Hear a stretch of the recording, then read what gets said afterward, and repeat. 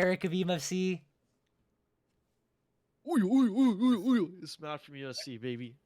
What's up next? And I am Derek, aka the champ of the ball court. Oh AKA my god. Daps of the extended D. You're looking a little pretty lean today, brother. You're looking good.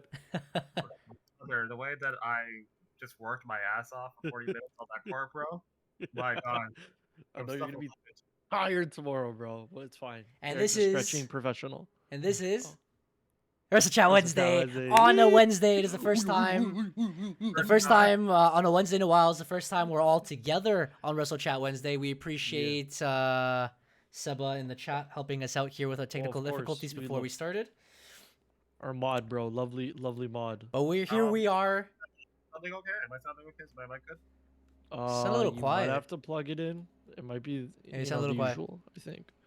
Yeah, just a firm replug. Yeah, a little plug. But as we were saying earlier, it is pretty much I think you said, Matt, it was the Super Bowl of the weekend. It is the great weekend of WWE and in wrestling in general. It was WrestleMania weekend, both Saturday and Sunday. It was one of the, I guess if you want to count it, but it was one of the greatest WrestleManias I've ever seen in my life.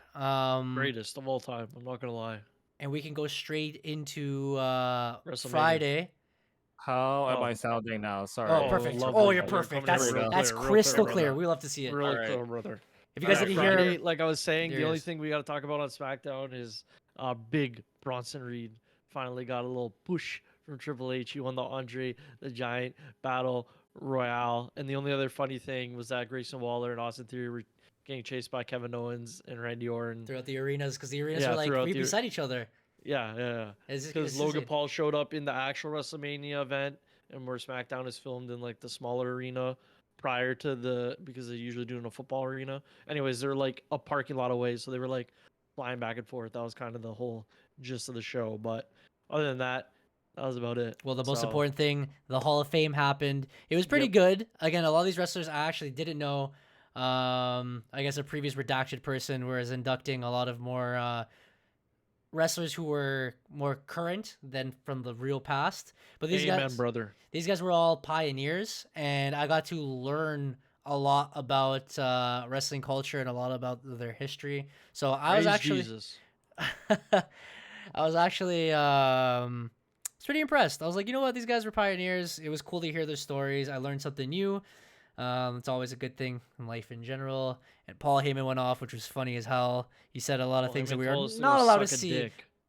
Oh, sorry. Okay. Anyways, we said on the podcast, anyways, and of course Rocky getting his little championship and stuff, and inducting championship. It was a good Hall of Fame. I'm still kind of like weird about how it was kind of like booked because I feel like Paul Heyman should have headlined it, but it's fine. I mean, it's not really about how you book the Hall of Fame, it's just as long as everybody gets their accolades and they get their stories in. So Paul Heyman's speech was phenomenal, dude. I loved that it was very unfiltered, which is very much like what ECW was. So he pretty much just like put everything out there. He acknowledged everybody that he needed to acknowledge, especially the people who you didn't think he was going to acknowledge. And sucking a lot of chickens. Yeah. Brock Lesnar. And Tommy Dreamer was there too, which I loved. So Tommy. But yeah, so solid. The whole weekend was great, but yeah, the Friday was awesome. Shout out to Randy Orton for his amazing reactions to Paul Heyman's speech because this guy was just dying with everything. He's having a great time. It was good.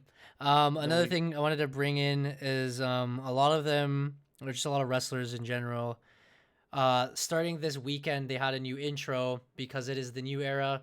I know Cody, he signed a new patent or copyright in the States. The Renaissance era. It's the Renaissance era, which a lot of the crowd was the ones who pretty much said it. He's just taking advantage of it. But anyways, what I've been hearing a lot of that weekend was the Triple H, Paul Levesque era instead, because Triple H is now fully in charge. Is his first WrestleMania fully in charge. We can tell how good it damn was that people that don't watch wrestling were coming up to me and they're like, yo, I either remember watching wrestling as a kid or like, I don't watch wrestling, but I watched that and that was sick. And it was very mainstream. The viewership was extremely high. I think it was over like 1 billion views like people just watching WrestleMania coming in and coming Yeah, out. the most streamed Peacock event ever, the most streamed thing on Peacock ever, and it's only been out for like 3 days. So that tells you something. It's like streamed over like 1 billion minutes or something, like some crazy. I'm looking at it right now, but was viewed 1.3 billion minutes this past weekend, which is insane. But yeah, again, like it's overshown the NFL wildcard game, which was the first thing prior to that on Peacock. So you can see the scale of what we're dealing with here. This is the Triple H, the big mon thing, you know what I'm saying? But yeah, now we got all those little statistics out of the way. Also, they sold out everything. Oh, dude, bare tickets. We'll get that to Monday Night Raw, but I think it's like the 17th consecutive sellout show, and we'll get to it on Raw. The stats I'll tell later, but okay. So let's get into it. Saturday started off with good old NXT. We stand and then we fucking deliver. You know what I'm saying? We stand and we fucking deliver, bro. I thought it was more of like a that, but okay. No, it's a stand and oh my god. You know what I'm saying? My days. So Eastern to Paul Heyman. we watched that. Notable things. The matches were all better than night one on WrestleMania. Just putting that out there, but sorry, I would agree. You said night one was better than night two? That's not a knock on night one. Like night one was no. Another way. NXT was better than night one. NXT was better than night one. Oh, 100%. Sorry. NXT put on a phenomenal show. Like it really gave me like vibes of like the old takeovers that the Black and Gold used to put on. Like every match felt like a banger. You said the show's called Takeover, isn't it? Felt well. It was just really good. The triple threat between Obafemi, Dijak, and some other dude was the best, I think. It was yeah, solid. Oh, that was your favorite match? I think so. I mean, I didn't see the tag team match, so that's my fault. Yeah, the tag team match was phenomenal. So it was a banger. It was a banger. The men's tag team or the women's? Just the wrestling out of Trick's match, Dijak's and the not Dijak, sorry, Dragunov and the triple threat. I like the triple threat the best, but that's just me. But all the matches were really good. Tony D'Angelo lost, so Dragunov retained his belt. What's her name? Won. Roxanne Perez. Roxanne Perez won her belt back, which is lovely. nice. Lovely project. That was done. And I think Derek's Dirty Dogs retained, or whatever they're called. They did that day. Well, no, we'll lead to that, dude. So I can rub it to your face. But no, anyways. Oh my god. It was a great night. I actually enjoyed NXT a lot. It was good to showcase them, and as you guys mentioned in previous weeks, the WWE are high on a lot of these new athletes coming up, specifically the prodigy Roxanne Perez, and they've been for a while, and our current NXT champion. And again, we'll lead to that a little bit later because they appear later this week, just to see how ready they are in the main roster. Yeah, this is more of a WrestleMania thing. Standing and delivering. The schmeated and potatoes. You know what I'm saying? We'll get to the rest of that stuff later. All right, so boys, night one. We got 7 matches. I think we're just gonna talk about everything because it's just amazing. We're just so overwhelmed by everything. The notes about night one is that it was freezing. Yeah. So the crowd wasn't really into it. No, they were not. I heard other things where that I think they might have remiked the stadium as well for night two. Night two sounded way better with the crowd. Way better. Yeah. So just putting that out there. Night one, I don't know, for me at least, was definitely lower quality than the second night. But after watching it back just now to tally up my points, of course, where I may or may not have won fantasy, a lot of the matches were really, really good. So we started off the night with Rhea Ripley defeating Becky Lynch in a pinfall. And we're going back classic, all right? I know you guys did your mathematiques for your fantasy, but now do you remember how long they actually were? You know what I'm saying? Oh, dude, we haven't done that in a while, though. The over and under. It sucks because I kind of saw the times now. I forgot the times, to be honest. I only remember the times for night 2. So I think Becky and Rhea went over 15 minutes. That's correct. I think it was times 2. Oh, there was a times 2 when I was calculating it. Okay, maybe I won't then. Well, though. No, we can do it. Just choose a specific time and then we'll figure it out. Yeah, because I don't remember the exact time. I just know the times, the multiplications. So yeah, when I first watched this match, it was pretty boring to me. But Becky Lynch is also really sick, apparently, with like 110 fever and strep throat. So honestly, going out in that cold, I can imagine why it wasn't that great. And on top of that, Rhea Ripley apparently had a panic attack before the match too. So Really? Oh, really? yeah. So yeah, there was it was said that she had a panic attack like legit like right before the match. So she was freaking out, and then on top of that, Becky Lynch had the thing. So the fact that they were able to overcome both of those things and still put on a banger is actually crazy to me. Yeah, because it was still a pretty good match. After rewatching it just now, Rhea Ripley, Mummy's always on top. But of course.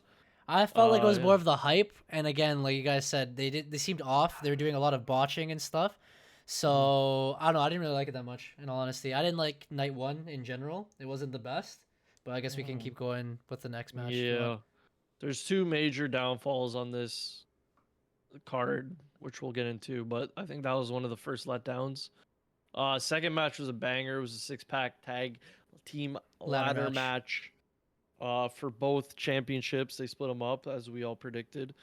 Was a match over or under 17 minutes? Under. Oh. Oh my goodness. 17 minutes? I feel like it was just over 17. Derek, you're correct. It was 17 minutes and 25 seconds. Damn. Done in, bud. 25 seconds. Yeah, so this had a town down under, Awesome Truth, Judgment Day, who were the belt holders prior, DIY, aka DX, great entrance. They came out as DX playing up on R-Truth's joke that they're DX and not DIY. And they came out in the costume too. Yeah. Yeah, so that was fun. We had the New Day. Oh, of course. And of course the newest Catch Republic, my boys, bro. All trying to go after these belts. After rewatching it today, skipping through the boring parts, it's actually a pretty good match. A couple of botches here and there. Ladder kind of broke under somebody's leg, but these are things you can't. I think the first day was messy. Yeah. Yeah, but to the surprise of everyone, because prior to like WrestleMania weekend, it was said that A-Town Down Under might have gotten pulled from the match. And then somehow they won the SmackDown titles, which was great. I don't know if that was just a whole swerve or what, but I also want to bring up that we all mentioned that the Raw and SmackDown titles could be separated in the ladder match. Oh yeah. And then they kind of mentioned it during the beginning of the week, and we reset it again that this is the time they can separate it, and they did. So shout out to them. So shout out to Triple H watching our podcast. That's all I gotta say. We've done it. We've done it. Yeah, especially after the press conferences, we know confirmed he's been watching. He's been thinking of new ideas, how to spice things up with the camera angles. And I was like, me and Derek have been talking about this every week. Me and Derek as well. Oh my god, the camera angles, fire, bro. Yeah. So yeah, A-Town Down Under got the SmackDown belts pretty quickly out of nowhere, like maybe 5-10 minutes into the match. And then it was just the Raw belts left over, pretty banger. A couple of moonsaults off the things, couple of Birmingham hammers. You know what I'm saying? That's 5 points times 2 because both of them did it, of course. And then the Awesome Truth one, good old R-Truth climbed the ladder and got the belts for them. So he finally got a win at WrestleMania after 50 years. No, that's also what we predicted and expected. Even Derek, he mentioned it like a long time ago, many months ago, where he said that this is going to lead, the whole feud with Judgment Day was going to lead to them dropping the titles to R-Truth. Just didn't know it was going to split up, but thank God it did. Yeah, I think it's great. Like their tag team division has gotten a lot deeper over the last honestly they could have split it up a lot sooner because I feel like their tag team division has been relatively deep for quite a bit of time now. But I'm happy that they've been able to now do so because now we can start to see some pretty cool feuds with other tag teams. You can get DIY in the mix. You can get Alpha Academy in the mix. R-Truth and Miz. Brutus Day, the Creed brothers. If they call up any tag teams from NXT, then we can kind of see some cool stuff from there too. And then on the SmackDown side as well, there's Street Profits. You have Lotharios, of course.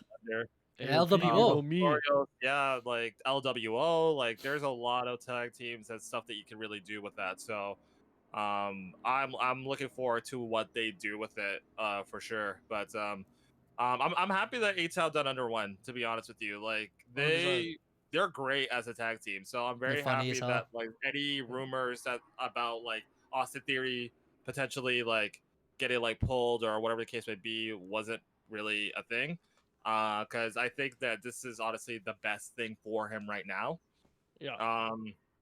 I just feel like they feed off of each other really well. I think they're awesome. Like they can do the serious bit if they need to, but they can also do the jokey bit as a tag team as well. So like I think that they're just really, really solid.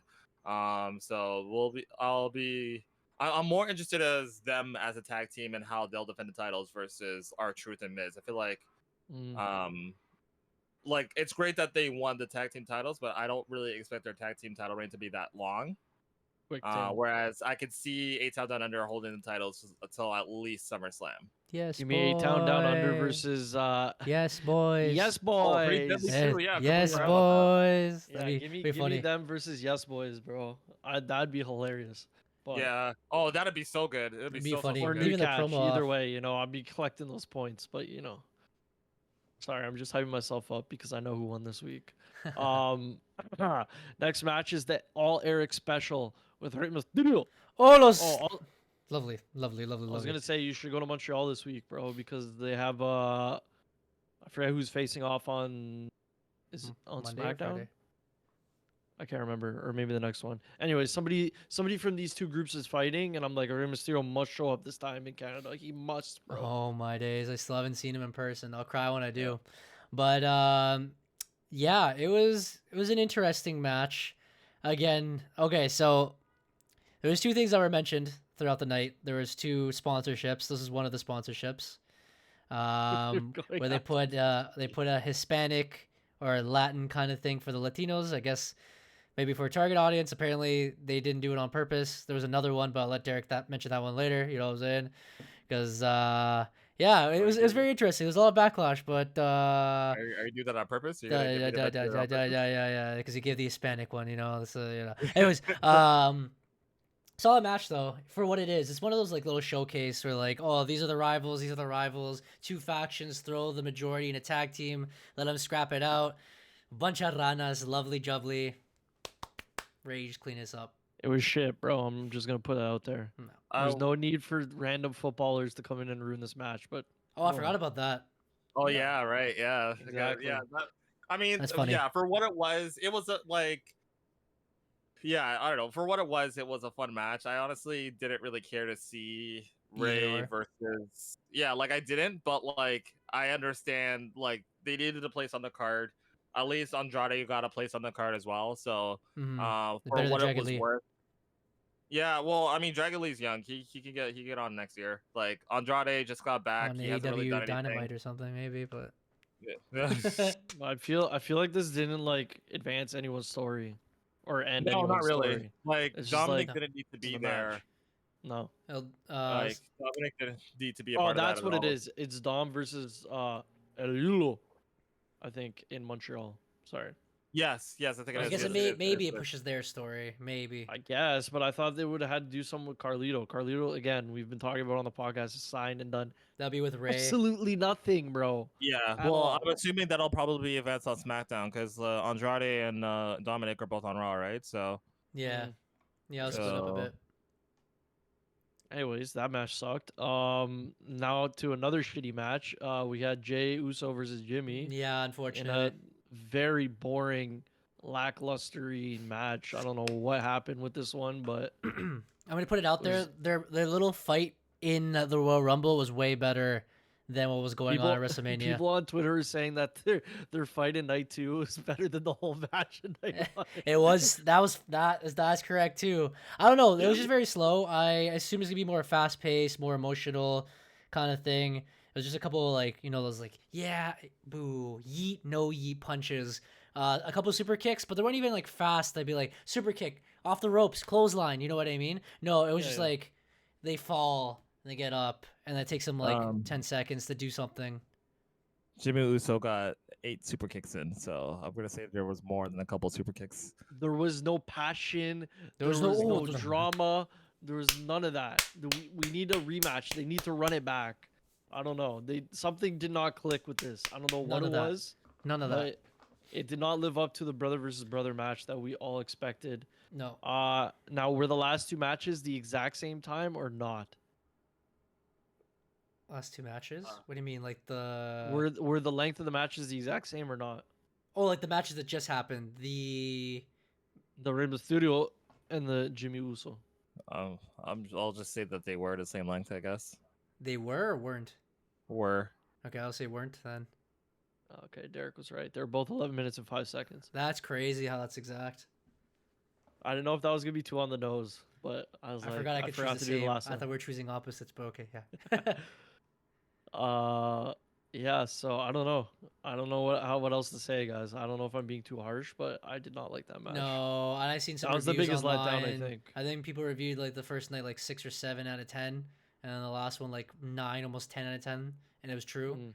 A lot of hype going into these matches, and the matches didn't deliver on the first night. I'm not sure it's because it was that cold in the arena, because the crowd were pretty sleepy.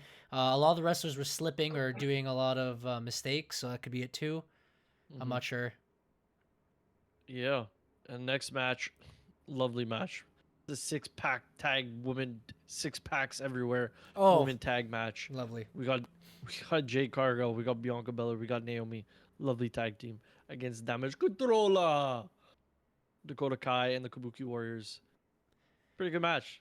It was what you expected. It was more of a showcase match, like I said. Yeah, they're just showcasing their power and strength. The current champions versus the future talent. So I thought it was really cool. I thought it was very symmetrical. Sorry. Yes, very symmetrical. I love Bianca's WrestleMania matches because she's always able to. Bianca's is able to showcase using her hair as a weapon, and that's like honestly all I live for.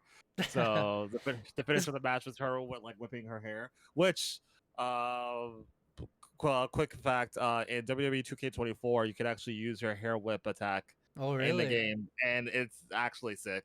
Honestly, yeah, it's dope. But either way, entrance is cool. So yeah, it was a nice entrance. I thought it was kind of whatever, but then I seen it back today and I was like, yeah, I like that.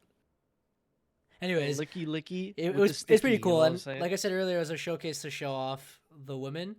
I was gonna mention something. Also, was that the match that had the other sponsorship? Yes, it was.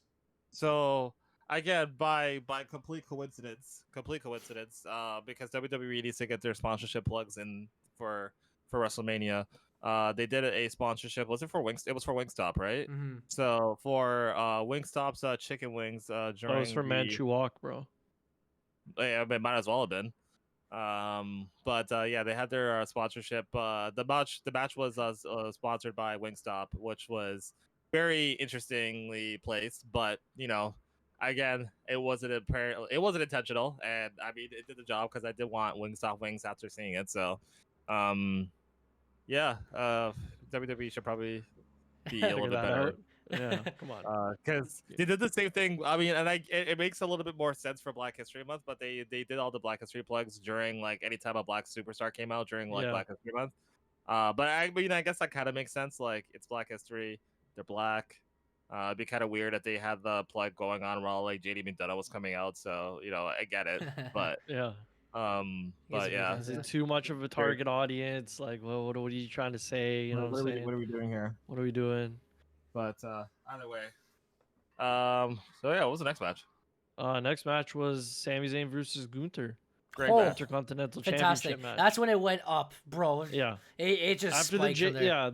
It was kind of down. It was like the first match was a downer, then the tag team match with the belts. Ladders hyped it up a bit, yeah. Down, and then I came back up again. You know what I'm saying? Yeah, this match was a banger, even though I was crying at the end of it. Yeah, I was expecting it to be a banger. Again, it was kind of like what we thought the world title would be, but it wasn't because they swerved Sammy into the Intercontinental title area. Before the match started, the whole segment with his wife and his son, and it says like, Baba. He's like, can we play your music? I want your music. It was really cool. Like you can finally like yeah, Sammy didn't have like the most like hype going into it. But like his story has been starting since last year's in the Tabernax when we were there in Montreal, where he was the underdog and he was trying to rise up into a main card spot and bring his family into it. Added that emotional attachment to it, and adding Gable saying like, "Oh, you don't need my help. Like you always got it inside of you. You could win." Was also great. And then Kevin Owens. It was just like it just pushed you emotionally to the point. And when they came out, it felt like the crowd actually woke up because people were in there, Crazy bro. for Sammy. The Yeah, tabernacle yeah. was straight in, bro, in the veins. So Triple H had made this comment in the press conference in regards to Sami Zayn. Kind of, and I was already thinking this prior to, but he kind of is sort of likening him to sort of being like the new Mr. WrestleMania, just because like his last few matches, he's been able to really like tap into like that emotional aspect. Like he's able to draw people in from an emotion, like from like emotions. Like he doesn't have to do much, but like people are drawn in because he's able to draw that out of you.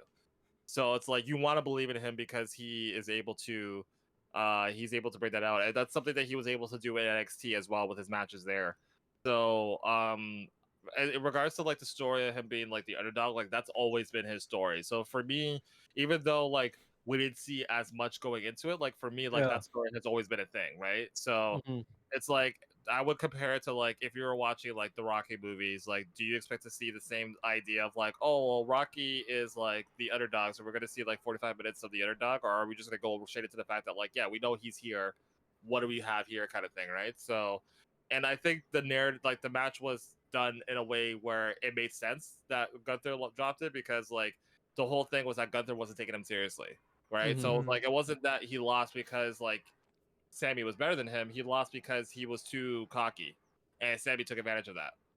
So, but I thought the other really cool thing too was that apparently that part with Kevin Owens being at the Gorilla to go like hype him up wasn't scripted. Like Sammy didn't know that Kevin Owens was going to be there. Yeah. So like when he saw That's him, pretty it cool. was like that was like an actual authentic moment where like Kevin was just like, yeah, like go get him, like this is you kind of thing. So I think Sammy actually got hyped up just being able to see his best friend there, it just being captured on camera. So That's pretty cool. yeah, really solid match. I thought they did great. Gunther, honestly, every time Gunther has dropped a championship or has lost a match, he's always been able to make it done in a way where you believe that he like him losing doesn't feel like bullshit.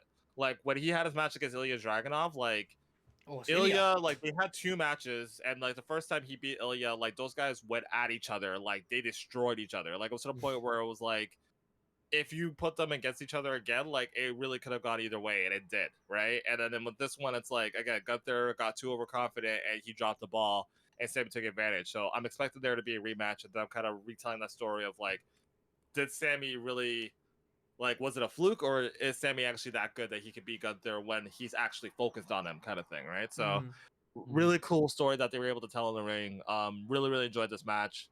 And yeah, like super. I'm at like it feels different having Sammy being Intercontinental Champion this time around versus his last run. Yeah. Like it feels. Well, one, Gunther has just done such a great job of making that title feel like it means something, and it's just sort of like carrying over to now Sammy having it too. So I'm really excited to see how that run goes. Yeah, because the title before used to feel like a throwaway, and it was like one of the most legendary and oldest championships there was. And it was just sad how they like made it decline. Sorry, redacted made it decline. But Gunther and Triple H really elevated this title, along with all the other long ass reigns for the other titles. Gunther did well, and it was a fantastic match. A lot of back and forth. You didn't expect to see who would win, and then he pulled it off. It's a real good feeling, and I look forward to like the next reign for the title. Instead of be like, oh no, can he actually carry the title? Well, someone like Sammy, like people are behind him, so it's always gonna be fun. Yeah, and yeah, I was butthurt during the match, but I'm sure it was a great match. I'll have to rewatch it. It makes more sense now, but yeah, I didn't like the whole Sami Zayn build up, but they could have did a little bit better. But not everything's supposed to be perfect. Like the next match, the Bloodline, bro. Oh, that story is always perfect. So yes, we'll get into that. We don't even have to talk about the time limit, all right? We don't have to talk about that. Anyways, 40 minutes, 45 minutes or something like that. 45 minutes and 12 seconds or something like that. 44 minutes and 35 seconds. Don't worry, we're close. Okay. Don't worry, I know it. Yeah, so the main event of night 1 was the biggest tag team match of all time. Again, as a WrestleMania 1 historian like myself, The finale match of WrestleMania 1 was a tag team match, so this is a callback to that, and they did it better, of course. So we had The Rock and Roman Reigns, aka the Bloodline, with Paulie Heyman on the side against Cody Rhodes and Seth freaking Rollins. Sensational match. The Rock's back. He's on crack. Yeah, good on him, bro. 45 yeah. minutes? That's A nuts. lot of storytelling stuff. Yeah. Bro. Yeah. I mean, honestly, anything that The Rock does, you already know I'm gonna be a fan of. But this match was just awesome. It was great to see The Rock working as a heel, working with Roman Reigns. Definitely one of the things that I've wanted to see for a good chunk of time ever since Roman was there.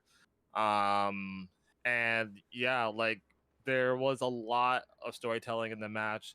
There was a lot of teases in the match, like the spear that hit The Rock. Yep. The like The Rock interacting with Cody's mom. The finish, which I love the finish like so much, like the fact that like Rock got that, and yeah, just a lot just going into that match too. Like it was just really fun. And so much, bro. honestly, like whenever you put Seth and Roman in the ring together, you already know that you're gonna get a lot of really good stuff.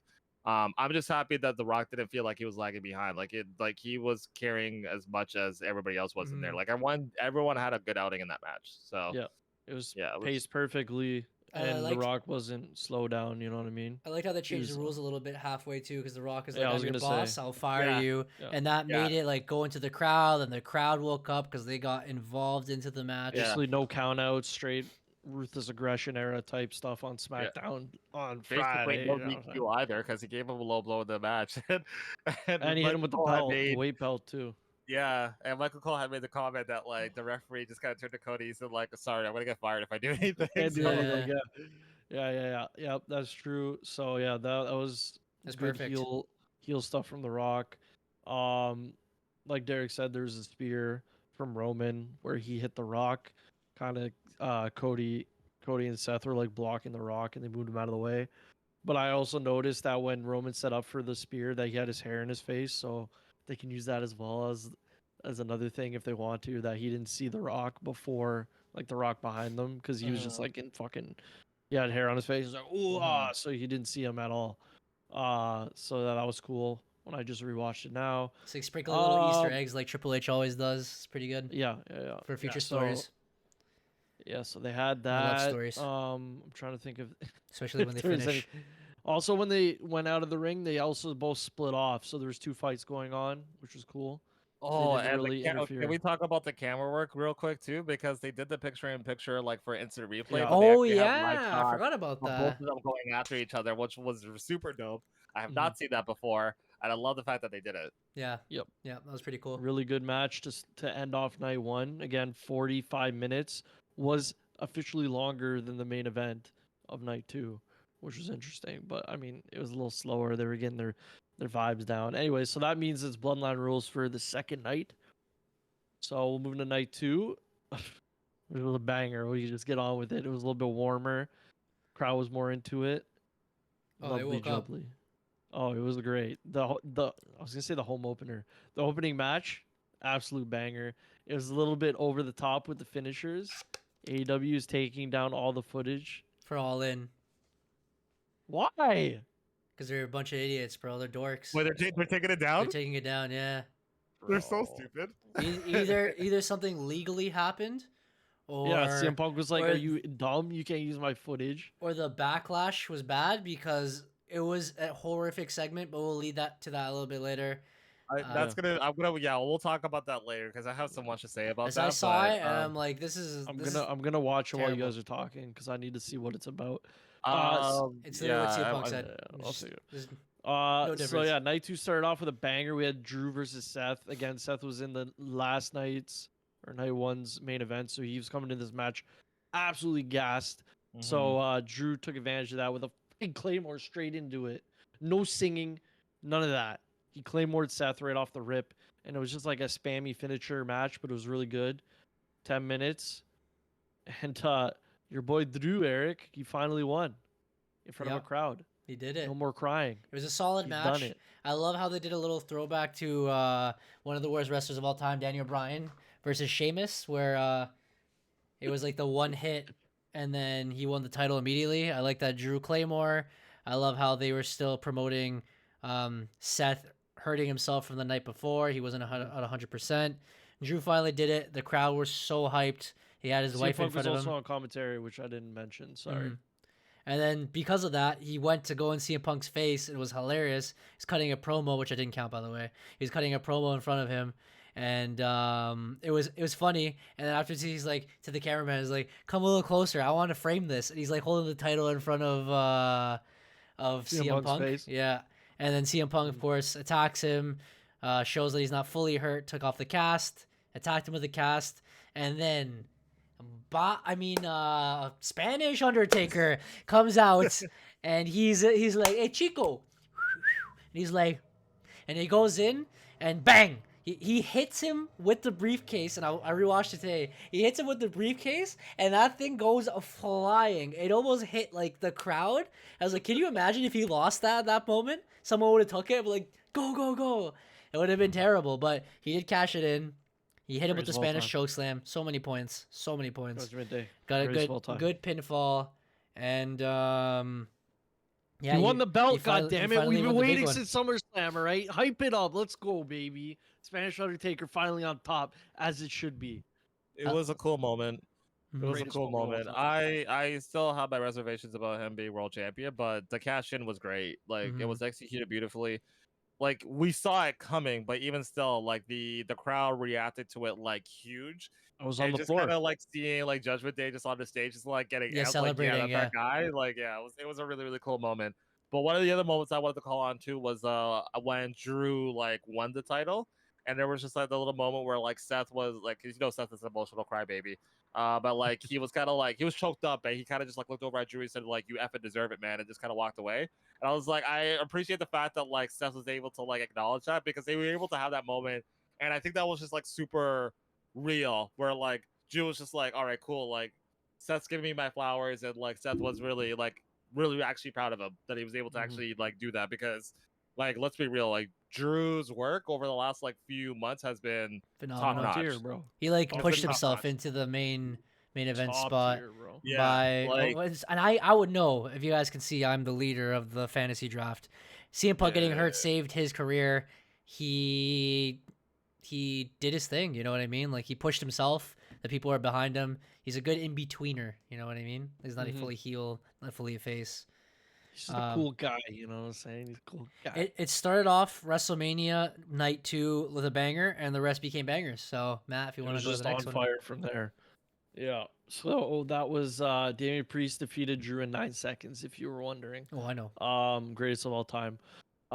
So next is up. We have a nice street fight to just get us cooking again. Philadelphia. We got the Pride. Shout out to Pride Rock. Shout out to Simba. Shout out to Timon and Pumbaa, like we were talking about last week. That is Bobby Lashley and the Street Profits, if you didn't know, with BFAB. Went up against the Final Testament in a street fight. This is where shit started just going crazy, bro. Okay, so yeah, Snoop Dogg came out for commentary, and then Bubba Ray Dudley came out as special guest referee. We had no idea what was going on. All mans are hyped. We're going crazy. It was sick. It was sick. Triple H obviously goes to his phone after every wrestling show and is like, "What are the nerds saying? Oh, it wasn't gas night one. Don't worry, I got you. Hey, Bubba, you want to come just stand in the ring and do nothing? All right, say less." Oh, we didn't mention Stephanie came back, eh? She came back at the beginning of the night. Sorry. Yeah, that was huge. Shout out Stephanie. She's back with the company, it seems. There's more of that in the press conference and on Monday Night Raw. And they mentioned again the Triple H era, and they hyped up Triple H, like I was saying before. Sorry, I got my point back from the Hall of Fame. They were all loving Triple H and appreciating the new generation. Even commentary, everyone says he's the greatest boss of all time. So I was just thinking about it, like, you know how much we've suffered through the redacted era, bro. Just being like, so much pain. Fuck, that's another redacted segment, and now we're like at the. It's like there's always something wrong with something you're watching or a sport or whatever. I'm like, when has it ever just been perfect? And I'm like, it's perfect right now. I don't understand. Change a thing. It's not supposed to be like this, bro. But it is. It is great. I love it. So yeah, they did that as well. So yeah, Stephanie opened the show, which was really cool. I'm glad she's back. Seems like she's kind of like in the company and trying to, I don't know if she's trying to get away from redacted, but not trying to be associated, even though they have the same last name. So we'll see how that shakes out. But yeah, so this street fight was pretty fun. Snoop Dogg on commentary. I need it every week. I need every pay per view. He's Snoop Dogg hilarious. was solid. He's so good, bro. No point. I think Karrion Kross is getting what's with like a kendo stick, and so it was just like whoop that trick. Whoop that trick. Yeah. No, he's funny. He's Yeah, like, he oh, was going- he's like, watch out, girl, watch out. Yeah. Like she drops He like a thought steel came chair. in to hit her. He's like, oh, go get her, girl. You get it, Oh my girl. He's like, watch God. out, watch your back. And then they slam each other through the table. He's like, what was that? What was that? I was like, oh my gosh, she just fell through the table. You see that? Because like there's stuff going on in the ring. It was hilarious, man. Yeah. So a Entertaining. good showing. Mhm. Again, it was just entertaining match. The Pride won. Shout out Montez Ford. Soon come world title reign. You know what I'm saying? Been talking about it. Double champ and all that. Eventually. So that was good. Next match was pretty good. I would say it's probably the lowest match on this card, but it was in the middle. Triple H is following his GM mode, tips. LA Knight versus AJ Styles in a regular Slim Jim match. LA Wasn't too Knight bad. gave away a Slim Jim card to some random hillbilly in the crowd. That was good. I hope they enjoy that card after eating that good old meat stick. So The the Slimmy Long Jimmy, Boys you know? match. I don't really have anything to say about this match. It was It was okay. Alright. It was something in the The middle. match- It was kind of entertaining pretty because good. people love LA Knight and they're trying to push it a bit. It was solid for Yeah. the most part. It's probably the lowest of all of them, but like it was it still good. didn't feel like it dropped in quality where like oh No. now WrestleMania is boring. No, it was still good.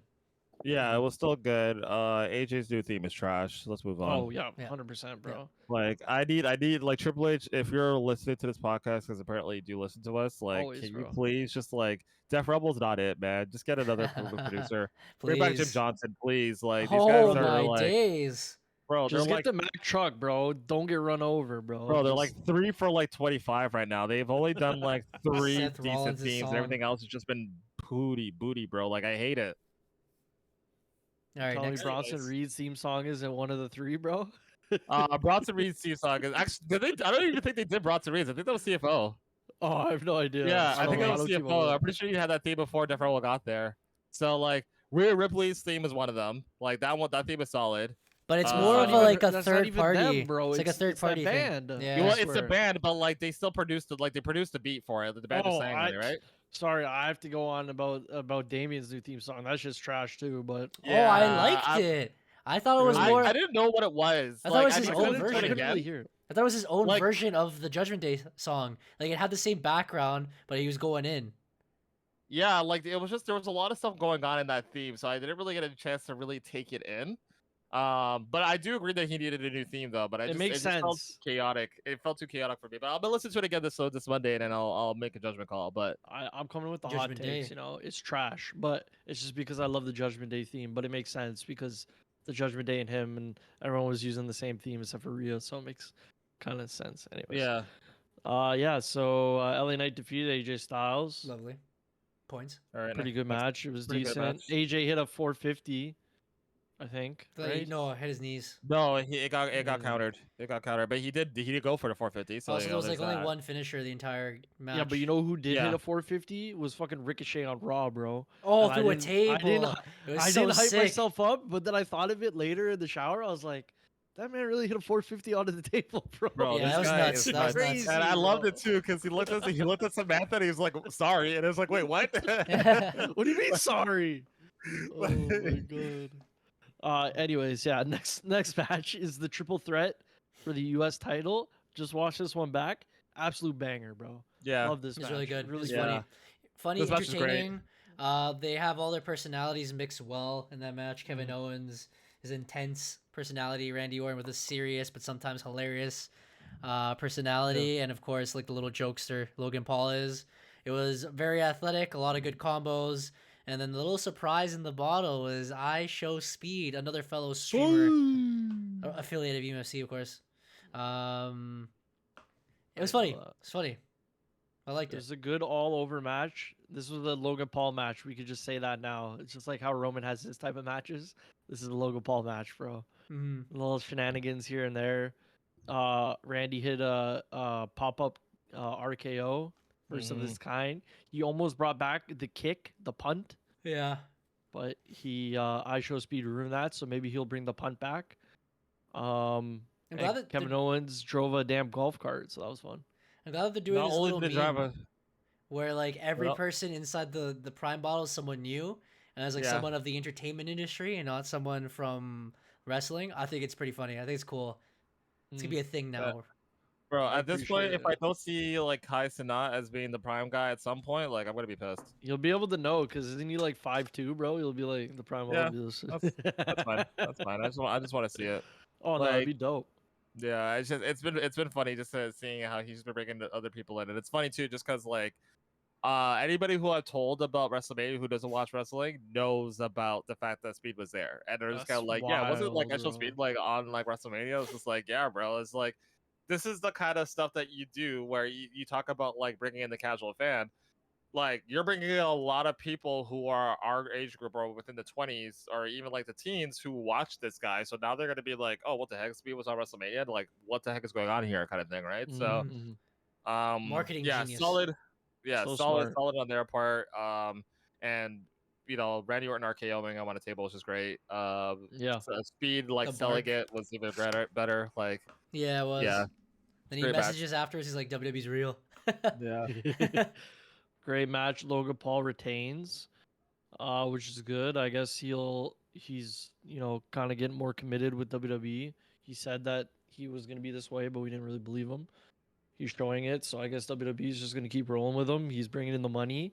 He's got a whole fucking sponsorship now. The Prime sponsoring everything In the middle of the apparently. ring. Yep. We didn't mention that either. I think it was pretty. It wasn't too distracting. I kind of liked it. I didn't mind. I was more distracted by the Videotron ones, but that was just my personal take.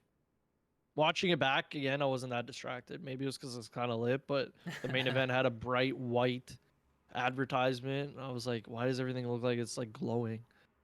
But the Prime bottle, no problems. Sorry, no wrong person. problems. Feel the glow. No, it's a new theme song. Oh my god, bro, that's also the wrong person. The next match, I have nothing to say because I took a nap prior to the main event, so you guys can take it away. What was the match again? It's Bailey versus Io. Oh, lovely match. It was also a really good match. Yeah. The crowd was also hyped behind it. I like how they did on night 2. They did a whole different thing where they had their visual lower third, said challenger, champion. It really hyped them up a bit in the ring, and it was a solid match. Again, it wasn't so like quick pace compared to the others, but Io really did her thing. I forgot how quick she is and how talented she was, because like Bailey has a finisher where it's like kind of like a knee face buster at the front. Yeah. And when she did it, she kind of hit it on Io, but Io did like the headstand and landed on her feet, which was sick. It was So a super dope counter. it was very clean, like the chemistry between both of them, and it showcased both wrestlers, making them look strong. I just bent my leg backwards. So yeah, I liked it. I liked it a lot. I'm a huge Bailey fan, so I'm happy that she was able to get like her WrestleMania moment. And yeah, they did a really good job with this match. I would say like especially with the crowd reacting to it, like the crowd was really into Bailey, which I loved.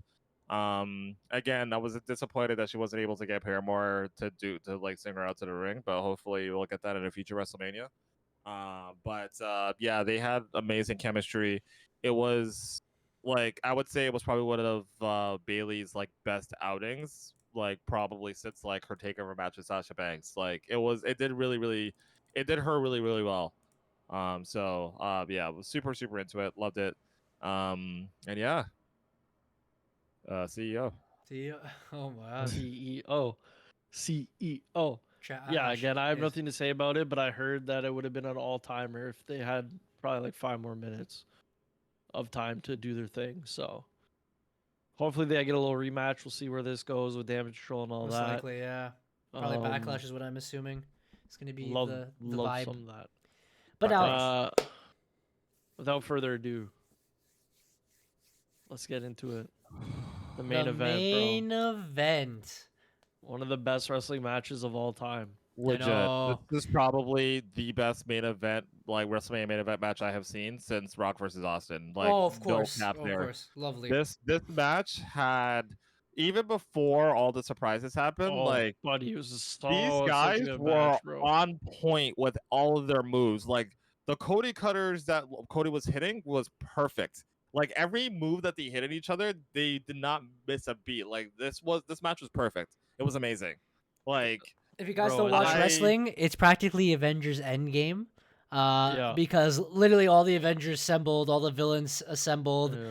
People were telling me who don't even watch wrestling or they watched wrestling previously and now they want to kind of get into it, how insane of a segment that was. It was viewed like globally, and again, this is how you bring the casual fan or the previous fan back, by showing either the new talent or celebrities or You gotta the mix old 'em up, talent, too. and like it was all in one thing. And I give them kudos because they gave Roman and Cody a firm amount of time to Yeah, yeah. actually wrestle each other at the beginning, yeah. and they're pulling all the moves off. That's what I and was gonna then say. the Avengers. Oh, they assembled. Like Derek was saying, and they had probably like 15 to 20 minutes prior to all the shenanigans happening. Yeah. And it was such a good match.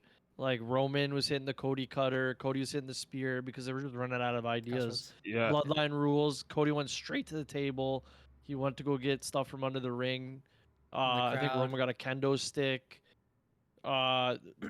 Cody was kicking out at one at the start when Roman was trying to mess around with him. It was insane. Low blow. All They're that funny. stuff. Even like when Roman hit the crossroads, they said 1-2 and they kicked out. People were shocked that he stole his finisher, and he's like, "Yo, that move sucks." It's like that move won't beat anybody. Yeah. And then I think Cody speared him through the barricade. Yeah. Crazy shit like that. Yeah, they're stealing each other's Roman, finishers. a rock bottom through the table. I don't know if that was first night or second night because I'm. That was the bleeding. first night. That was the first night. Okay. But one of my favorite things about that match too was the callback to last year's WrestleMania with the Super Cody Crossroads where he had to do the 3, and like it was the main thing that like Cody knew that he wasn't going to beat Roman just doing one. He had to hit all 3 of them, and every single time he tried to go for all 3 of them, someone got involved. So like if you go back to last year's, like before he hit the 3rd one, like Solo got involved. Then when he did it this year, he went for 1. He was about to go for the 2nd, and then Jimmy Uso got involved. Then later on in the match, he went for 2, about to go for the 3rd, and then Solo got involved. It was like they knew that like if he hits all 3 of these, like our boy is cooked, so we can't let that happen, kind of thing. So I love the fact that they kind of kept on going back to that.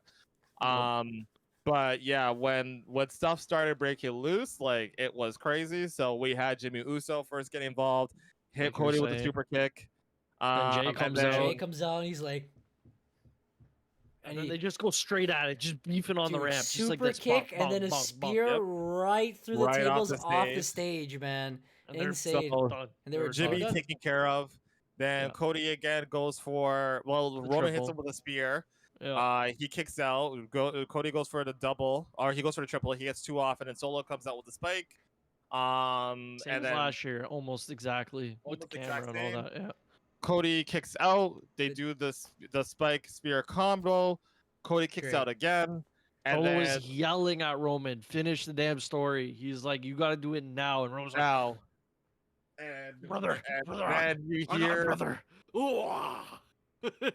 then you hear the trumpets, and John Cena comes out. Like And it goes right after Solo, which was a continuity of their match. What was that? It was a SummerSlam. Which match? Saudi Arabian pay-per-view.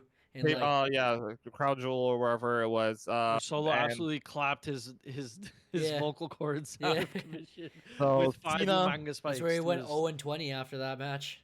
Yep. Mm. Cena gets his revenge. He goes after Solo. He gives the attitude adjustment to Roman Reigns, puts Solo through an announce table to take Solo out of the equation. And then The Rock comes out.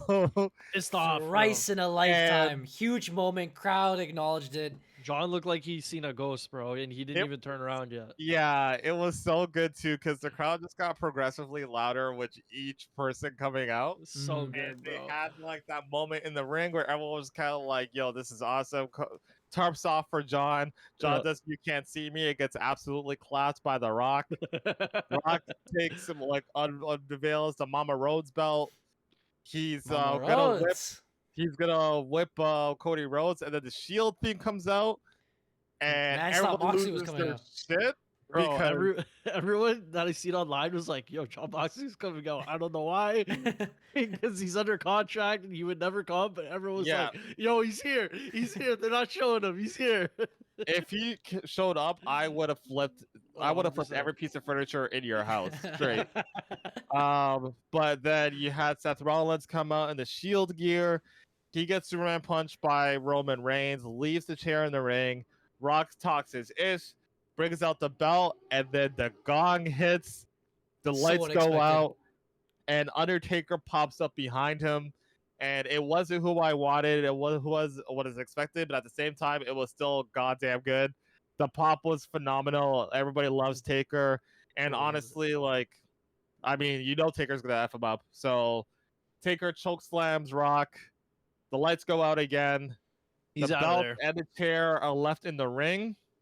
Roman gets up first, grabs the chair, looks at Cody, and then sees Seth, and it makes a choice. Is he gonna like end the match to go after Cody, or is he gonna go and get his revenge for getting his like stabbed in the back from 10 years ago?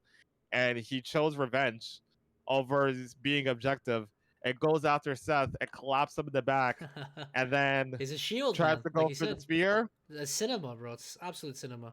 So much cinema, and they alluded to this night one, bro. When I was watching so many it times. back. It was insane. So good. So good. Yeah, and I was listening to it. Sorry.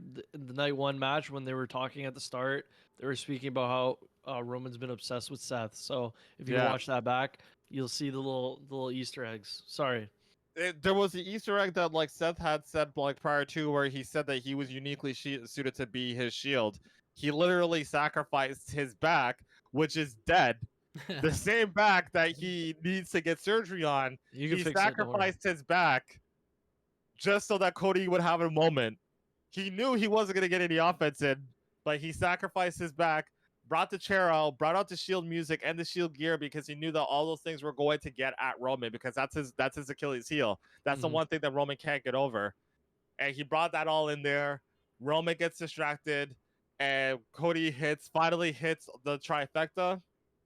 I was on my feet for all 35 minutes of this match. I was stressed.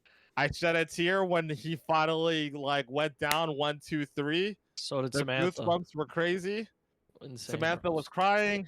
Seth Rollins was crying. Seth Rollins was legit on the floor and he couldn't move, and like he had to get helped up by Kevin Owens and Jey Uso because this guy was so emotional because he was so proud of the fact that Cody finally actually did it. Like there was so much emotion going on. It was so super, super, super cool. It was a crazy moment. Former Roman Reigns opponents all came out to go support, including LA Knight, of course. Points. It was great. It was an amazing moment. LA Knight was there. The story finished. Is what everyone wanted. It was like the ultimate like hero ending. They brought his entire family in the ring, Triple H in the ring. They all had a moment, and it was amazing. It was cool. It's very rare to have one of those like feel good moments in WWE. Usually it's confetti and all that stuff coming out, but like it felt like a very surreal moment because Roman Reigns was champion for 3.5 years.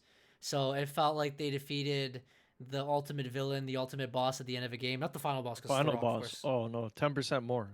But it was surreal. It was a great amazing moment to be a part of, bro. Surreal moment. That's all I could say. It was awesome. Honestly, like that whole sequence was like, again, a callback to a lot of like really iconic finishes back in the Attitude Era. So I think back to when Triple H versus The Rock at Backlash in 2000, I believe, when Undertaker debuted the American Badass gimmick. And like everybody was like stacked up against The Rock, and the Undertaker just kind of popped out of nowhere, and like the whole crowd popped, and it was like the whole thing. Actually, no, that was Judgment Day. And then there was also like the Backlash where Stone Cold came back and just like nailed everybody and like was able to get like Rock to beat Triple H for the title. Like just like that moment of just like having all the perfect elements coming together to really like create something, which we don't really get a lot of, but it was just super super cool to see. Legitimately is a main event I'm probably gonna watch back over and over again. I loved every element of it. Roman Reigns' entrance is probably gonna go down as like top 10 favorite entrances of all time. I just love orchestra entrances. And if you get an orchestra to do someone's theme song, I'm gonna think it's a 10. But his sounded so dope. Yeah, it was actually good though. Sound Sometimes legit, they yeah. fucking blow it, but it was spot on, bro. Yeah, like it was so good. But like you could feel the emotion. Like Cody Rhodes' entrance was really good too. Easter egg, it was a callback to Triple H's WrestleMania entrance, I think when he faced Daniel Bryan. The Which led to skull? the WrestleMania moment. So with the skull and having Stephanie come out and kind of like take it off and stuff like that. So you had Brandy doing that for Cody Rhodes. So there was a little bit of a tribute to that. So that was really cool. But like you could tell, like you knew where this was going because Cody Rhodes, you could already tell he was emotional coming out to Oh, the of ring. course. Yeah. Crybaby. And I don't know if y'all caught it, but when Roman Reigns came out to the ring too, he was looking pretty emotional too. There was a point Yeah. where he lifted up the title, he was looking up to the sky, and I could tell that this guy was That's he was why- already That's why I feeling it. told you guys there. I was like, that's the last time he's holding the title because of how emotional he was. Yeah. Yeah. But Hard one of not the to be, coolest bro. moments. So there was obviously like Seth Rollins were like crying because he was like super proud of him. One of the coolest moments for me and the one that's gonna play back in my head. When Roman Reigns like finally took the finish and like got pinned 1, 2, 3. He smiled when he Yeah. got pinned. Yeah. And to me, that was just like everything. Like because it was one like you could interpret it as like Roman Reigns is finally saying like crap, like I can finally like rest because I've been Yeah. carrying this company for 3.5 years. But I also just think that from a locker room leader perspective, like just being so proud that like you can see in his documentary, he said that like his main goal being champion was to elevate everybody that was around him, and his main thing was to elevate his family. But to be able to build the story to what it was to this climax, like they both knew that they were able to do something special that's going to stand the test of time for years to come. And I think Roman was just super proud of the fact that he was able to bring that and also able to put Cody in a position where he can elevate himself even more by beating him. So it was awesome to see. There was a live video of Roman walking up to the stage and having like an emotional hug with Paul Heyman after the fact, and you could tell that he was super emotional about it. Honestly, like like again, as a wrestling fan, like this is the stuff that I love seeing more than anything else in the world. Like peeling back the curtain a little bit and actually showing like the realness behind the acts and stuff like that. But just like seeing just that genuine like joy like from everybody, it was just like super super cool to see. Don't worry, bro. Redacted will come in and they'll all lose their titles because of that. We know how that works, all right? No huggies after the match, all right? You get backstage, okay? Uh yeah, no, it was a great match. And also this sets up everybody going forward. Roman has set up this new era. Everyone has new feuds, as we'll get into. We'll go into Raw. But this also sets up Roman coming back as the biggest face of all time, probably, because it's just gonna happen. Roman's basically fixed his whole character. What Redacted, almost said the name. What Redacted was trying to do and shove him down our fucking throats every 2 minutes as a baby face. Roman has fixed this all by himself, and he didn't need that guy. So it works perfectly. Yeah, it was great overall, just like solid, great. Yeah, Can't say much definitely. more. It's the greatest WrestleMania of all time, bro. We get to say it right now. And I was really like thinking about it, like, is this really the greatest WrestleMania of all time? And honestly, I'm there. Like, it was It's solid. that or 17, bro. It's because none of them were wrong. Like, there's perfect matches. Like, it was entertaining. It was a lot of fun. They elevated a lot of wrestlers. They made it like really mainstream. They weren't failures. None of them were failures, and the story is just leading towards it and finishing off. It was just fantastic. And starting new ones. Yeah, start a new generation. It was great. It was great. Like legit, like they delivered, and it's rare that Stand and deliver.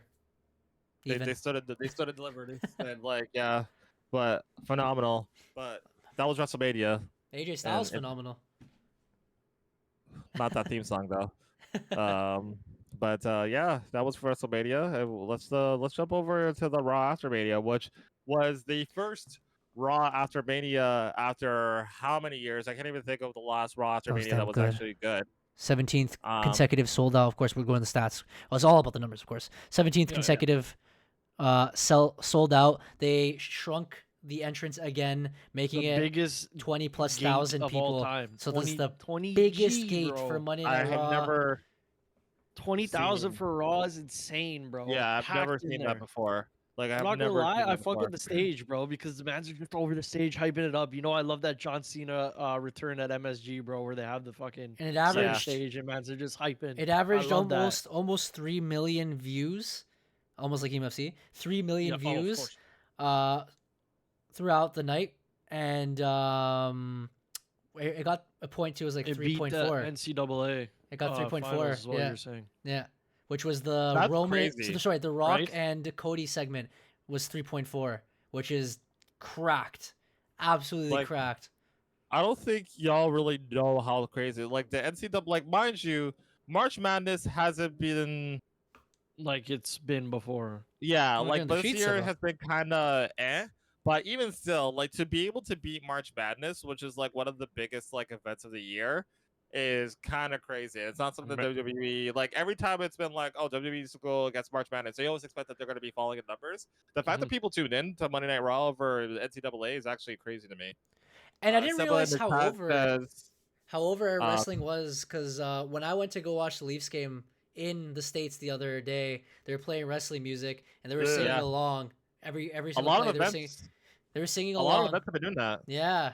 And then when it Yeah. went to Cody, the entire arena said "whoa" at the part. That's crazy. And I was like, oh, and even everyone around us was like, bro, Cody's over. And I was like, crazy. he is. And I'm like, that's mainstream stuff. I was like, that's no, insane. it's because it's in America and they're like, oh my god, what's an American nightmare? I love America. Oh my god, the American But flag. like, I love the pride. Oh my even God. at the Lakers game, like they play Roman Reigns' theme during the Lakers And game, people know, like they numerous acknowledge times. it. Like it's crazy. It's really really cool. Mm-hmm. Quick step in the chat. Said that might be spoilers for the sheets, but apparently they're keeping the stage. Whoa. What I've read in the sheets is that they're going to resort to that stage when they know that they have a gate that's going to be like over capacity. Mm-hmm. So Chicago, like Chicago, if Chicago, they- Chicago, Chicago, Chicago.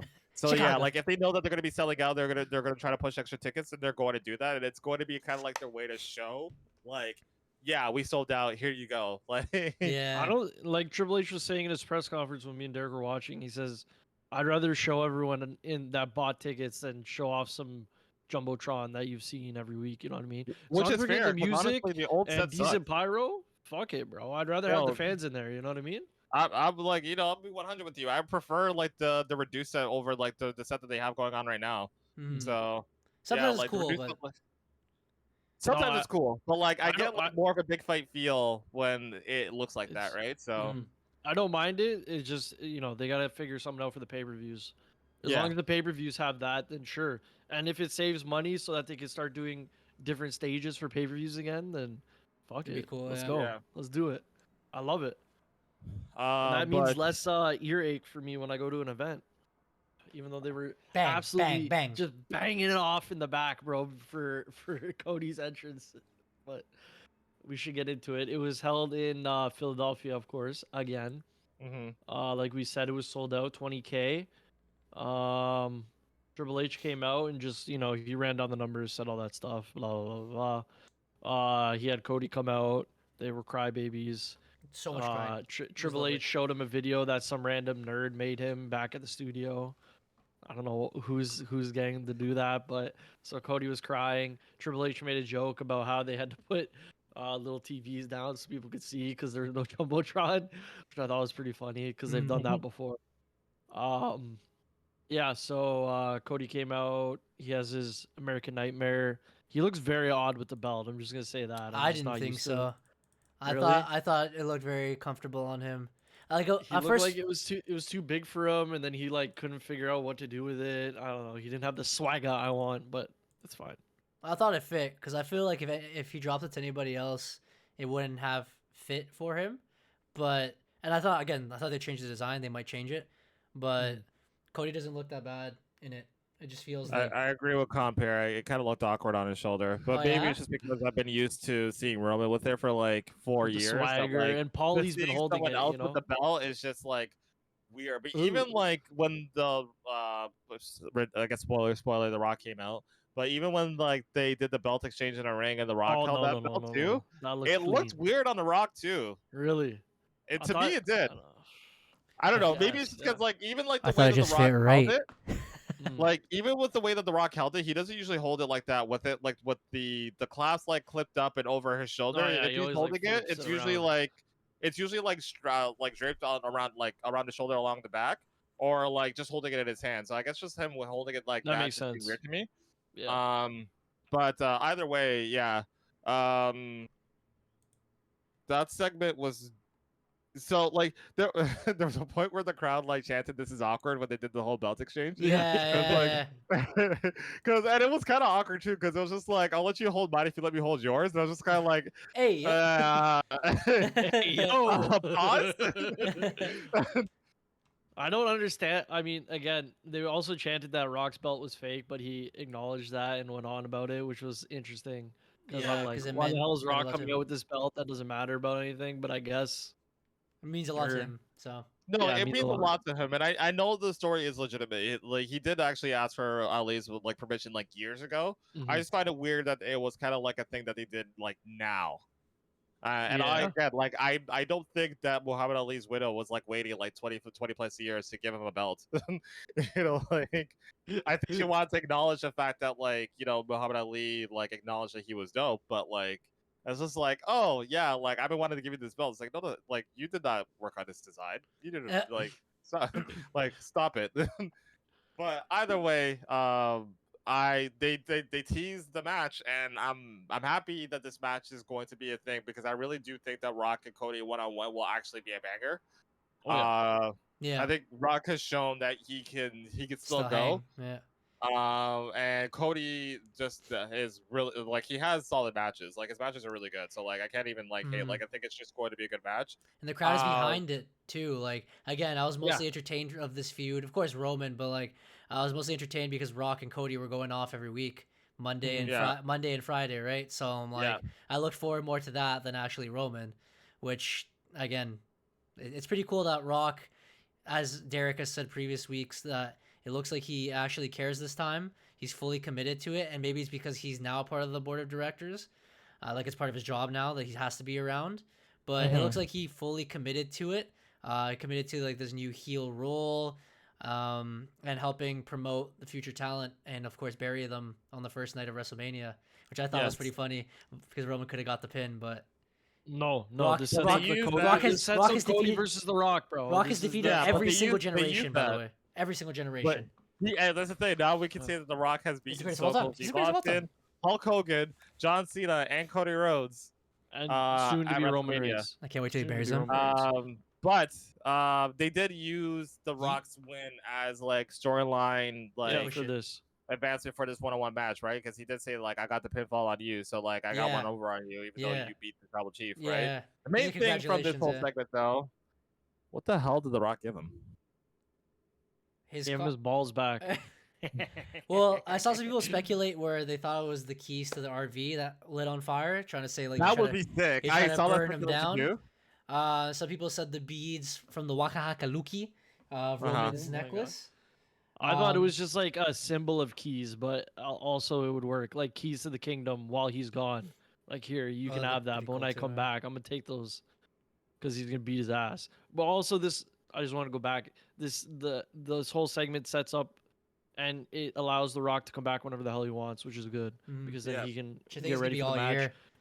Nobody's waiting for it. Some people speculate SummerSlam, but I'm like, it's too early. That's too soon, and it's not worth it. I don't think. I think it's only. I think John Cena as well. They're gonna be busy filming a movie until like January, and that's what they're both can be back. So who knows? Yeah, well, Rock is gonna be back sooner because they did say that. I think he's only supposed to be gone for like 4 months, so like they're expecting him to be able to fight for the second Saudi Arabia pay-per-view, which is I think what they're hoping. Oh, okay. I think that's probably when they're gonna do Rock versus Cody, because I don't want it to be at WrestleMania personally, No. just because I feel No. like one, Roman. I want Rock and Roman, or, and this is a hot take, I wouldn't mind seeing the rubber match between Cody and Roman for next year's WrestleMania. Because Yeah. now they got one and one. Yeah, that's So what I was like thinking. I feel like we need to get the third. We need to get the third match. So I was gonna bring this up to you guys after, but I guess we're doing Raw first. So John Cena versus The Rock 3. no, that already happened. That's Thrice in a the lifetime. Thrice time. Now that Cody is the big superhero, he's the guy, he's the face or whatever, right? I know we discussed it a little bit earlier where people start turning on baby faces depending on how boring they are. So yeah, Drew a little bit, but COVID kind of like made him stay around because I'm like, who else we got? Seth for sure. It's happened more than once when he was the Beast Slayer, and when this push now, he got really boring. And maybe that's just the person. They just can't. They don't have it. You know what I mean? yeah. There's only a select few people in my memory that I feel like they were the babyface and they can carry it. I think one is Stone Cold, but he was more of a tweener. The Rock, but eventually people wanted John him Cena. because of Hollywood. Yes. John Cena, maybe. People kept saying like no, they turned on him. they definitely turned on John. John was worse. They turned on him, but I still see him as a face because he was the mega superhero. It's fine. I guess Hulk Hogan. Yeah. Hulk Hogan a bit. His heel turn, people were so angry they were chucking food and everything into the ring, right? Rey Mysterio, Daniel Bryan, those guys were like faces where they're like you can't really see them as villains. Maybe Daniel Bryan sometimes, but like they weren't turned on. Or Kofi Kingston during the Kofi Mania run.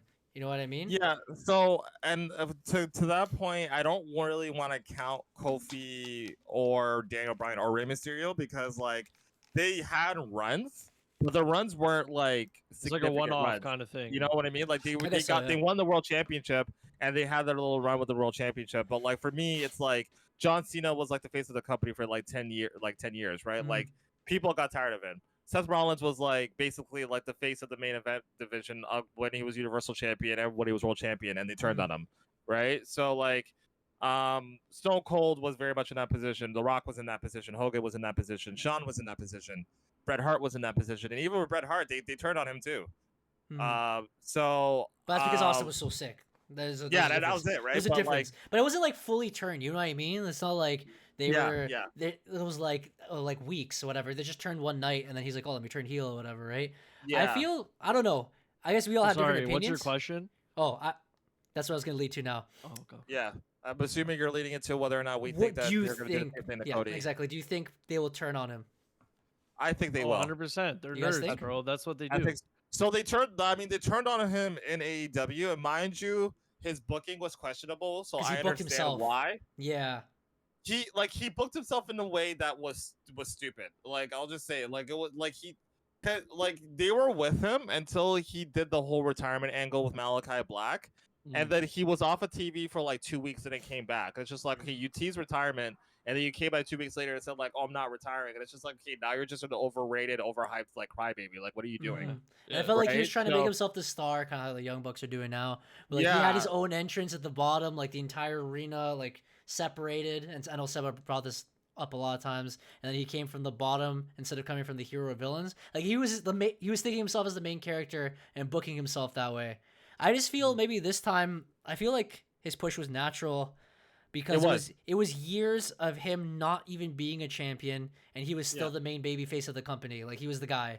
So that's why I feel like maybe they won't turn on him. I don't think they'll turn on him yet, but it depends on. I mean, I trust Triple H that his booking will be great. If this is redacted, then 100% he would get turned on. Yeah, and I don't think he's going to be turning on though. So like this is the thing. I think Cody he's been really good with being able to feed off of the crowd in a way that I have not seen in quite a while. Like this guy is super, super, super over. So I think if anybody has a chance of not falling into that trap, it's him. But the fans are also cynical too. So I feel like when people turned on Seth Rollins, they turned on him because they found a guy who they really wanted to see win, and then they booked him weird. And people weren't liking that. Even when they turned on John originally because he was feuding with Chris Jericho, and they wanted Jericho to be champion at that point. Like the fans wanted Jericho to win. And when they saw that he wasn't winning, they got mad at Cena because they felt like he was withholding that opportunity. And he was. And I feel like there's just been like there was like a consistent trend where it's like they didn't pull the trigger when they needed to. Whereas I think Triple H understands that like if things kind of turn a certain way, we'll pivot to kind of make it work in a way.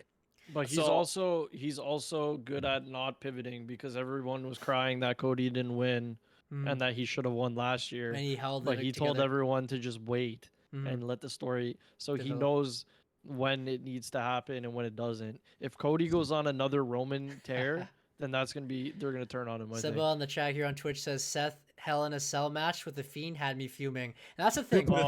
So this is my opinion on this. Bro, I trust in Triple H because Triple H's booking has been amazing so far. He's been in control and he knows what he's doing. I feel like Redacted in the past did not know what he was doing. And to Seba's point, he booked people to win when they shouldn't have, or he booked himself in a corner where it didn't make sense to. For example, like the Fiend. Sorry, not the Fiend. Finn Balor as the Demon. He was booked in a corner because he was undefeated, and then he had to face Roman. Seba bringing up the Fiend, which was huge, and he was also kind of undefeated, versus Seth and Hell in a Cell, where all of a sudden that random stuff happened and says DQ. It just didn't make any sense. I feel like Vince forced heroes onto people, opposed to Cody, who was a built hero by the people. Yeah, he was organic. And I feel yeah. No, wait, no, continue your point. I feel like both Triple H and Cody Rhodes have a brilliant wrestling mind in general, so they will know ahead of time how to fix this issue, how to continue moving forward. And what I feel the way they're going to do it is they need credible villains. Like Batman and Spider-Man will be boring. No, I wasn't gonna say that. Solo's up next. I was gonna say like Batman and Spider-Man, they're not the heroes they would be without like Venom, Green Goblin, the Joker. They need someone to absolutely ruin your goddamn life in order for people to be like, no, this is injustice. We need the hero to win. You know what I mean? I feel like they need to book him with very strong opponents. For example, maybe like a Brock Lesnar, he returned, but he's like a big dickhead. I don't know. I don't want to bury Gunther. That's the thing.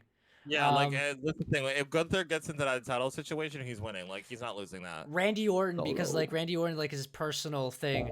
Continue with maybe like the Roman Reigns and like the whole bloodline feud. Like someone like The Rock would make it more credible. But they have to last the entire year until The Rock versus Cody, wherever that may be. And I feel like, as Derek said, they need to run back the third match, the rubber match between Cody and Roman. But the way I feel like they'd book it, before people turn on Cody, make Cody turn heel in that match. All of a sudden, either like the bloodline's on his side, or he found someone on his side. He became the villain.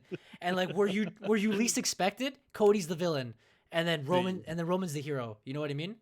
So like, my hot take about like going off of like Cody being a heel is that The Rock low-key helped Cody, and that's what he gave him. Because like, it was that line where he said like, "Don't you dare break my heart again." Like, I feel like they made like an agreement that they can't talk about. Back when they whispered in their ear. Yeah. Triple H, bro. That's what I low-key feel like is like, I feel like there's something there, and like I'm kind of hoping that there's a double swerve that's gonna happen at some point in the future. But we'll see. It makes sense because Roman's gonna come back as a face, 100%. Sorry. I hope so. He has to. There's no way he's not gonna get cheered when he comes back. So. No, definitely. It's going to be hard because booking. This is the like part of the reason why I love, because I think someone did the statistics between Roman Reigns' title reign and Seth Rollins' title reign, and Roman Reigns had 1,000 days over Seth Rollins, but Seth Rollins had twice the amount of title defenses that Roman did, which is crazy to look at. But I feel like you get more equity out of a title match when you're not doing one all the time. And so it's going to be hard because I feel like if you book Cody to defend the title at every pay-per-view, like people are going to get tired of it. But at the same time, if you don't do it, people are going to be like, oh, he's just like Roman. And so you're kind of in this like weird spot where you you do need to book it progressively where like you're having like solid opponents, but like I can't do Cody versus Solo right now because Solo hasn't won a match since Cena. That's what I'm Like, saying. You can't put like someone right? in between. You need like a legend, like someone like very strong. You know what I mean? You know, so Yeah. like like Randy works, Mm. LA Knight works, but again, like you might have like a turn situation going on if LA Knight's super over and you put him against Cody. The Randy storyline, there's legs to it. Randy will probably turn AJ, heel for that. but AJ will be perfect, honestly. you need to build well, AJ back up. And the brand change is happening soon, so it'd be Yeah. the perfect Yeah, time to so refreshen we'll the see. rosters, right? And refreshen our Yeah. fantasy draft, of course, because I'm tired of Of winning, course. of course. I'm hoping. Shoot, like I don't even know who's gonna jump over because Bro, I it want CM sucks Punk because versus there's no Drew. one. Yeah. I wanted to see CM Punk versus Drew, but I also wanted to see CM Punk versus AJ, and I want to see CM Punk versus Cody too. So No, CM Punk can sit on the Oh bench, my- bro. We're dude, not I talking forgot about about CM Punk, please, bro. I Please, forgot about no, that. We right? don't have time for that, bro. So yeah, it's going to be very interesting. Ooh, but Seth v. Cody. everybody's title reign looks to be like there's a lot of potential. Like Damian Priest has a lot of potential too. Like he's already getting Jey Uso off rip. Happened on which will- Raw. Oh yeah, we Which- were on Raw. Sorry, we moved on. Yeah, Rock Cody segment, 10 out of 10. Yeah, Yeah, 10 out of Rock 10. It Cody was segment, great. 10 out of Clearly, 10. if it beat We had two college NXT basketball, call-ups, bro. Absolute bangers, bro. We had the Russian redacted Dragunov versus Nakamura. Just fucking absolutely. yeah, it was firm. It was a firm Yeah. match. People were behind it. I love those surprises. And you know what? The last couple of years, SmackDown has also been like the SmackDown after WrestleMania. So Oh yeah, we should expect some. that to be huge. Yeah, And some then surprises. Shinsuke comes in. He's like, and then Eli comes in. He's like, And just firm, just dead, right to the skull, right to hope the you head guys top. enjoyed my entrances. And I put my damn headset out the damn desk, but Roxanne Perez also coming in again. Those Yeah. two were hyped up. The head, I was gonna say the head office, the upper people at B up there. You know, they're trying to push these guys to the main roster. So it was very interesting. They had the whole segment with the Judgment Day, where they brought out all the champions, which I thought was I don't cool. think that was a good segment, but whatever. I'm glad they acknowledged Damian Priest for what it was. He's been working at this for a long time. He wanted to quit. He's there. And he's the first Puerto Rican champion since the legend Pedro Morales. So it was pretty cool. And then it brought in John Cena, which was cool as well. And they had the whole tag team match. John Cena had his match of the year. Remember, he needs a match every year to continue his streak. So he did it. Right. He buried JD McDonough, which I thought was funny because they could have given it to anyone else. But there it is. Yeah. And then they announced that, like Eric was saying, the draft will be held on April 26th SmackDown and conclude on the Raw after April 29th, which is like 2 weeks from now. So that's cool. There was another segment where all three of the GMs were in a room and Chelsea Green came in and started complaining that she didn't have her perfect. WrestleMania moment. Do it one more time. So yeah. So what's it called? I think Rock's daughter said, "Oh, we have a perfect person for you to face in the ring. So go out there now and you'll see who you're facing." And of course it was Jade Cargill, just absolutely just destroying her and going lovely. Just licky on the sticky, you know what I'm saying? Oh, Lovely doubly. I can't even speak. Anyways, they're booking her real strong, which we like to hear. I just don't want her. I need her a proper match with her. She needs to find someone like in Italia where they have like a 10-15 minute match, because people are starting to criticize her for what she did in AEW, which is just jobber matches, slap someone down, she wins in 2 seconds, and it's been happening. I think they're building her up right now, like in the behind the scenes. Like again, I trust Triple H, especially if they trained her for like a year straight. Like I'm expecting big things. It's just right now people are kind of complaining about that, and I kind of see it. But yeah. I think it's because everyone's been wanting to see her on TV, so they're trying to do it behind the scenes. Whereas Maxine Dupree, they're like, it doesn't really matter. Like go and fight and test out on the. So hopefully we get that soon, anyways, because technically Jade's only been on TV for like a month, maybe tops. Yeah. So if people are complaining, they can shut their mouths. All right. Oh my, know your role. Oh my god. And enjoy the ride the Rock is taking you. Facts, bro. Big Bronson Reed so big. had a little segment. He's so big, talking about how big he was winning the big Andre the Giant big battle royale, and saying that he was going to be in the main event, Fatal 4-Way, banger, Ricochet, Jey Uso, big Bronson Reed, so big. Oh, and Drew Cheese. And Drew had a promo right before, and he was saying, he's like, yo, I don't want to hear I don't want to hear people complain of how short my match was because I lasted longer than a lot of you guys did in bed or whatever. And he said that on Monday Night Raw, clean. And then he actually, because this is a thing that people were calling this, they're calling Damian Priest bisexual Undertaker, and they said that he mentioned it, and he's like, you damn cross-dressing Undertaker came out and tried to take my title from me, and he mentioned something about like I don't know, stripping him or whatever. He's like, I know he called him like bondage taker. And oh said yes, that yes. That's what it was. Yeah. He would strip him down, but he'd probably like it. Yeah, he would strip him with the title, but he'd like, probably like it. Yeah, or something like yeah. that. He's like, but you probably end up liking it. I was like, bro, I don't think that's PG. I'm not sure if you're allowed to say that. Drew was brother, we're past that at this point. No, dude, Drew was fuming, and I was loving every single second of it. It was great. You want to talk about PG? Like The Rock was just kind of like, Chad, shut the bleep up, like at the beginning segment, bro. Oh like, yeah, we're he was not in cheesed. here Yeah, he was anymore. cheesed. Yeah. So we had enough of that. He was dying. Him and Cody Rhodes were like laughing in the ring. I was just like, yo, these guys are chatting. I'm gonna say, Yeah. They're not gonna bleep the crowd, so you might as well acknowledge it. No, it was fun. Yeah. So Sami Zayn, he had a moment in the ring, I think, celebrating his stuff, and then of course, Big Boy Imperium came out, and they're like, what do you, brother, what is that, brother? What do you look like with that title, brother? Look at us, the abs, brother. And that set up a tag team match between him and Chad Gable. He came to save him, so that was a good match. I think I skipped it, but you know who match won. was good. They had a segment in the backstage.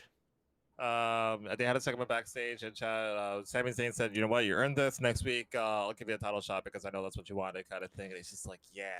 I wasn't expecting it so early. I appreciate it. I'm hoping like it's a banger of a match, and then Gable maybe just loses by accident, or he slips or he hesitates because he's his friend, and he loses something to motivate him. So when they finally do this rivalry, and maybe they put Gable as a heel.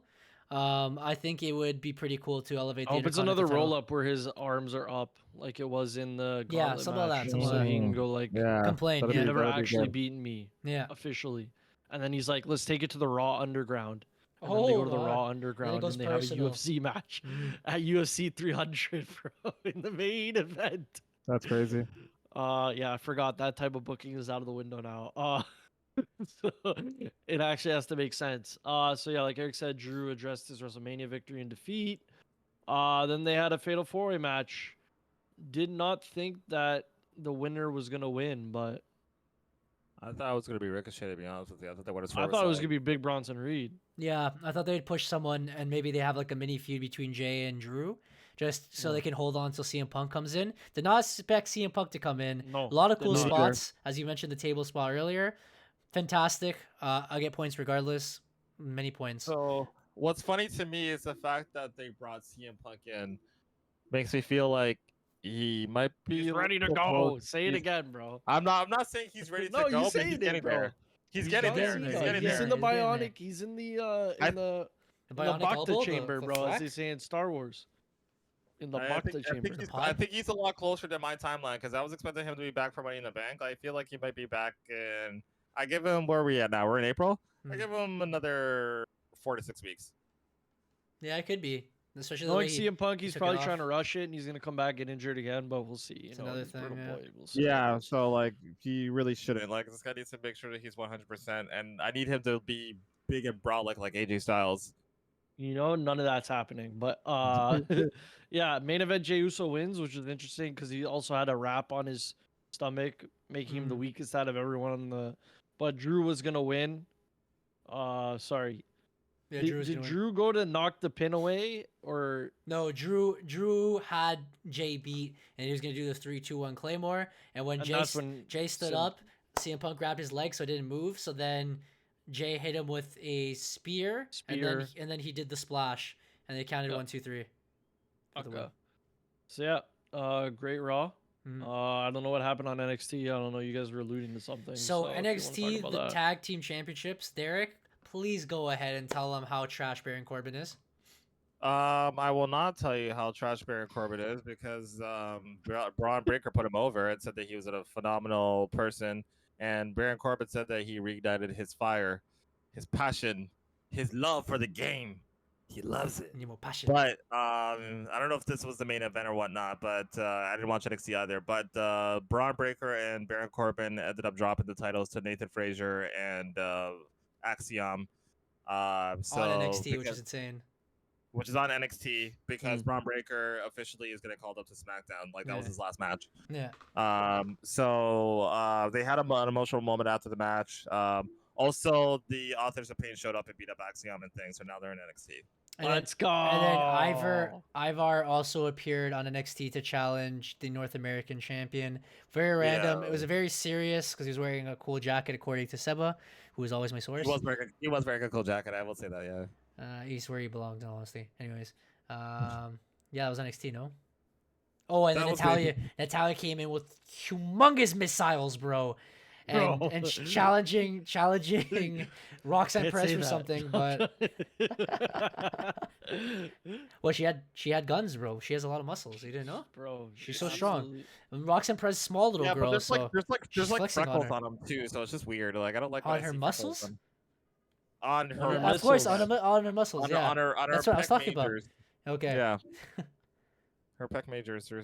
Yeah. So, but very, very nice muscles she has. So, anyways, Dynamite on our TV channel is bullshit, bro. I can't. That was NXT, and then there was AEW today. So, if anyone didn't know, because a lot of you don't know, and trust me, I don't want to know. With their like 500 fans, especially over the weekend, Triple H and everyone has been burying that pissant company. AEW's been on the low. It's been pretty empty. They had to send out Edge last week to try to like calm the storm and say wrestling is cool over there. It's not. WWE's breaking insane amount of records, not been seen since the Attitude Era, which is crazy. Wrestling is at its whole time high, and it's pretty much WWE on the peak.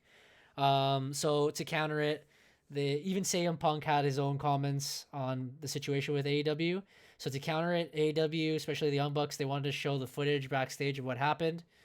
Matt, I don't know if you've seen it, but it's pretty much what CM Punk said. They went backstage. Jungle Boy said something, so he went up to him and he's like pretty much saying in my face. They had a discussion. Jungle Boy said something CM Punk didn't like. He reacted. He pushed him. They separated them. That's pretty much it. CM Punk told Thing to fix it. Obviously, he's not gonna fix it, so he just like flipped a bunch of stuff, and that was it. Every comment I just seen from the 2 YouTube videos I pulled up saying that it just confirms everything CM Punk said, which I hate, but which is crazy because free people up CM Punk. People were like, "That's what you feared your life for," and that's like the big scrap you guys had backstage. Like, what's the point of saying it? And they're trying to redeem themselves because FTR came out afterwards and they were like, "Oh, I hate the Young Bucks. We're gonna feud with them. Like nobody wanted to see that. It's a waste of time." But then they took it down. So like, I don't know, Derek. I know you have something to say. I gotta talk my shit, bro. This was the biggest waste of time. This was something like, as a wrestling fan, like a lot of people have a lot of different opinions, but I'm pretty sure everybody was united in saying like, what was the reason? What possible, if you're not going to come with like something that's going to bring down the competition, and you're already losing as is, then just let it go. All this did was, one, prove CM Punk right, because it's not like Punk didn't say that he didn't choke Jungle Boy. He did. Yeah. He told him that he choked him, but he said he didn't throw any punches. There were no punches thrown. He choked him for a little bit. They got separated, and then that was it. The footage shows that. So you went ahead and you basically proved that CM Punk was talking his ish, and now everyone's talking about CM Punk. So a complete opposite of what you were trying to do. And like, again, all it just shows is that you guys are a bunch of bitches. Like, yeah, friends, bro. But like, bro, back in the day, Batista was talking shit to Booker T, and those guys punched each other out. Yeah, like these guys got into a full-on scrap. We have seen backstage scuffles that have been way worse than what the hell that was. Chris Jericho, this Brock is like Lesnar, proper like 2024 like bitchy politics in the back, bro. Like this is nothing.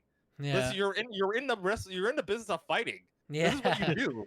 This is what you do. So like, if I'm not seeing CM Punk pulling out a shank and actually like throwing something, if you're getting all worked up just because the man choked out a guy for like 2 seconds and say that you freed your life off of that, bro. Yo, I could care less about everybody else in that company. Shut that place down, bro. You guys are not it. Like, yeah. I'm yeah. like, feared your life, bro. Off, bro. Like that's actually stupid. I see Like, that I I see that across the street at the bus stop, bro. If people are like, they're like, get your tickets. I was like, I don't have a ticket. Get off my spot. You know what I mean? They just push each other. Like, I don't understand. Like CM Punk explained it. I don't like him, but at least he explained his thing on the. I still haven't watched the full podcast on the Ariel Helwani show, if I'm saying that correctly. Yeah, he did go over step by step on what happened, and it sounded like Jungle Boy was just trying to be some, Big we all hate CM Punk, but you don't have to take it that far. It's funny because they've suspended him so long because they cost them CM Punk, and he's still on TV, which is hilarious. Like my biggest thing too is just that like Tony Khan like put out like, oh, it's affected a lot of people's lives. Like, bro, you suspended Jungle Boy. Like that wasn't CM Punk, that was you. Like you also did that. If you did something at the time or had a locker room leader other than CM Punk, this would have been fine, bro. But everyone wants to be all quiet backstage. It's just dumb to me. Like I feel like there was more that happened with like the All Out brawl that happened like last year that they still can't talk about. Like where's Chris Jericho at, bro? Is he not supposed to be? He's just chilling, bro.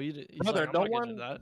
Like nobody cares about it from a speculatory standpoint, because obviously we're not back there, but I think the only person who's really like leading that locker room right now is Daniel Bryanson, and even still, Bryan Danielson. Like, what did I say? Daniel Bryanson. Yeah, he used it before. Whatever, it's fine. it's whatever. Preach. That small guy. Like there's a difference within the WWE culture, and it's even gotten better now. But back then, like you had locker room leaders. You had Undertaker. Whenever people were acting dumb, like Taker would like lock shit down, right? Triple H would lock shit down. Wrestle, like, lock bro, it down. And if it wasn't going to be the superstars, Vince McMahon was absolutely going to lock shit down because that's what you do as a leader. That's what you do as an owner of the company. You need to show people that obviously you're for the boys, Hallelujah. but at the same time, if you act out of line, it's a business. Like this is what you do. And the fact that you want to be so hands off with it, like, bro, like no one's going to respect you. Mm-hmm. And now, that's also the thing. And then he suspends Jungle Boy, but you didn't even like talk to. I don't know if Punk was just done with it. Punk was done. Then, he was done. Yeah. He wasn't talking. I guess again, if you're not in there, if you're not in there talking, CM Punk also had that thing after his match where he was just cussing out Tony Khan in their press conference, like the famous clip. But even though it was like real / kayfabe. If you're not gonna hold down the company, then everyone's just gonna think you're a joke. And this clip being shown is just making your company look more like a joke again. And I haven't even seen it. And the other thing they're having tonight. The other thing they have tonight too is Samoa Joe versus Dustin Rhodes for the World Championship, and people are like, "Really? You're literally just playing off of Cody." Yeah, and you're playing off of CM Punk. And you're doing it terribly, by the way. And no disrespect to Dustin Rhodes, because I definitely do think that he does deserve to have that opportunity. He's washed, but it's out of nowhere. It's out of nowhere. I haven't seen you on TV for months. I don't know if you can still move. To be completely honest with you, like he busted open in the first minute. He like ran into a pole and he was bleeding. I remember TNA did the same thing years ago when WrestleMania was a thing. So after Daniel Bryan won the WWE Championship, TNA basically tried to reproduce the same thing with Eric Young beating Bobby Lashley for the TNA World Championship, and honestly, that did better than what they were attempting to do with Dustin Rhodes. It still wasn't like anything like what WWE was doing, but it did better than that. This was just, again, like this whole week has just been stupid. And I'm really trying to figure out, like, is there no one else in the back that has sense that could have told them, like, bro, like, this isn't going to work. Like, don't do this. Well, apparently Tony Schiavone didn't even know it was on the tape. Yeah. That was in the news. So that was so in the when sheets. so when they Tony revealed Schiavone didn't know that they were gonna play it or what was on the tape prior when they to them revealed the playing it. video package, they showed them for what someone's telling me, they showed them before, and I think Taz, he's just looking away, like shaking his head. Tony Schiavone's like head was down like this the entire time, like in shame. I was like, bro, that is just so much cringe. Like what are you doing? that's Like, cringe. what are It's very you bad. actually doing? And Very, it's very just like, cringy. I want this company to succeed. I want everybody who 100%, left bro. WWE Used to to be so be much able fun, to man. feed their families and be whatever. But you're not doing it when you have an ex-WWE guy trying to say like, "Oh, like I ride for y'all, bro." Like, Edge is losing so many ratings for me by like doing this like company man bullshit. Yeah. Like, I understand that like you gotta ride for the company that you're with. I understand that, right? But at the same time, like, just make your money and go home. Like, you know what I mean? Like, It can't be Tony Khan. There's got to be more people that are in charge of the company. And if you consider EVPs, then get real good ones, like good, like you have to older get people people. who aren't. You can't get people who are wrestlers. Like, we've Yeah, seen this exactly. with Yeah, WCW. Like, yeah, if you Yeah, have people they who work are for involved, themselves.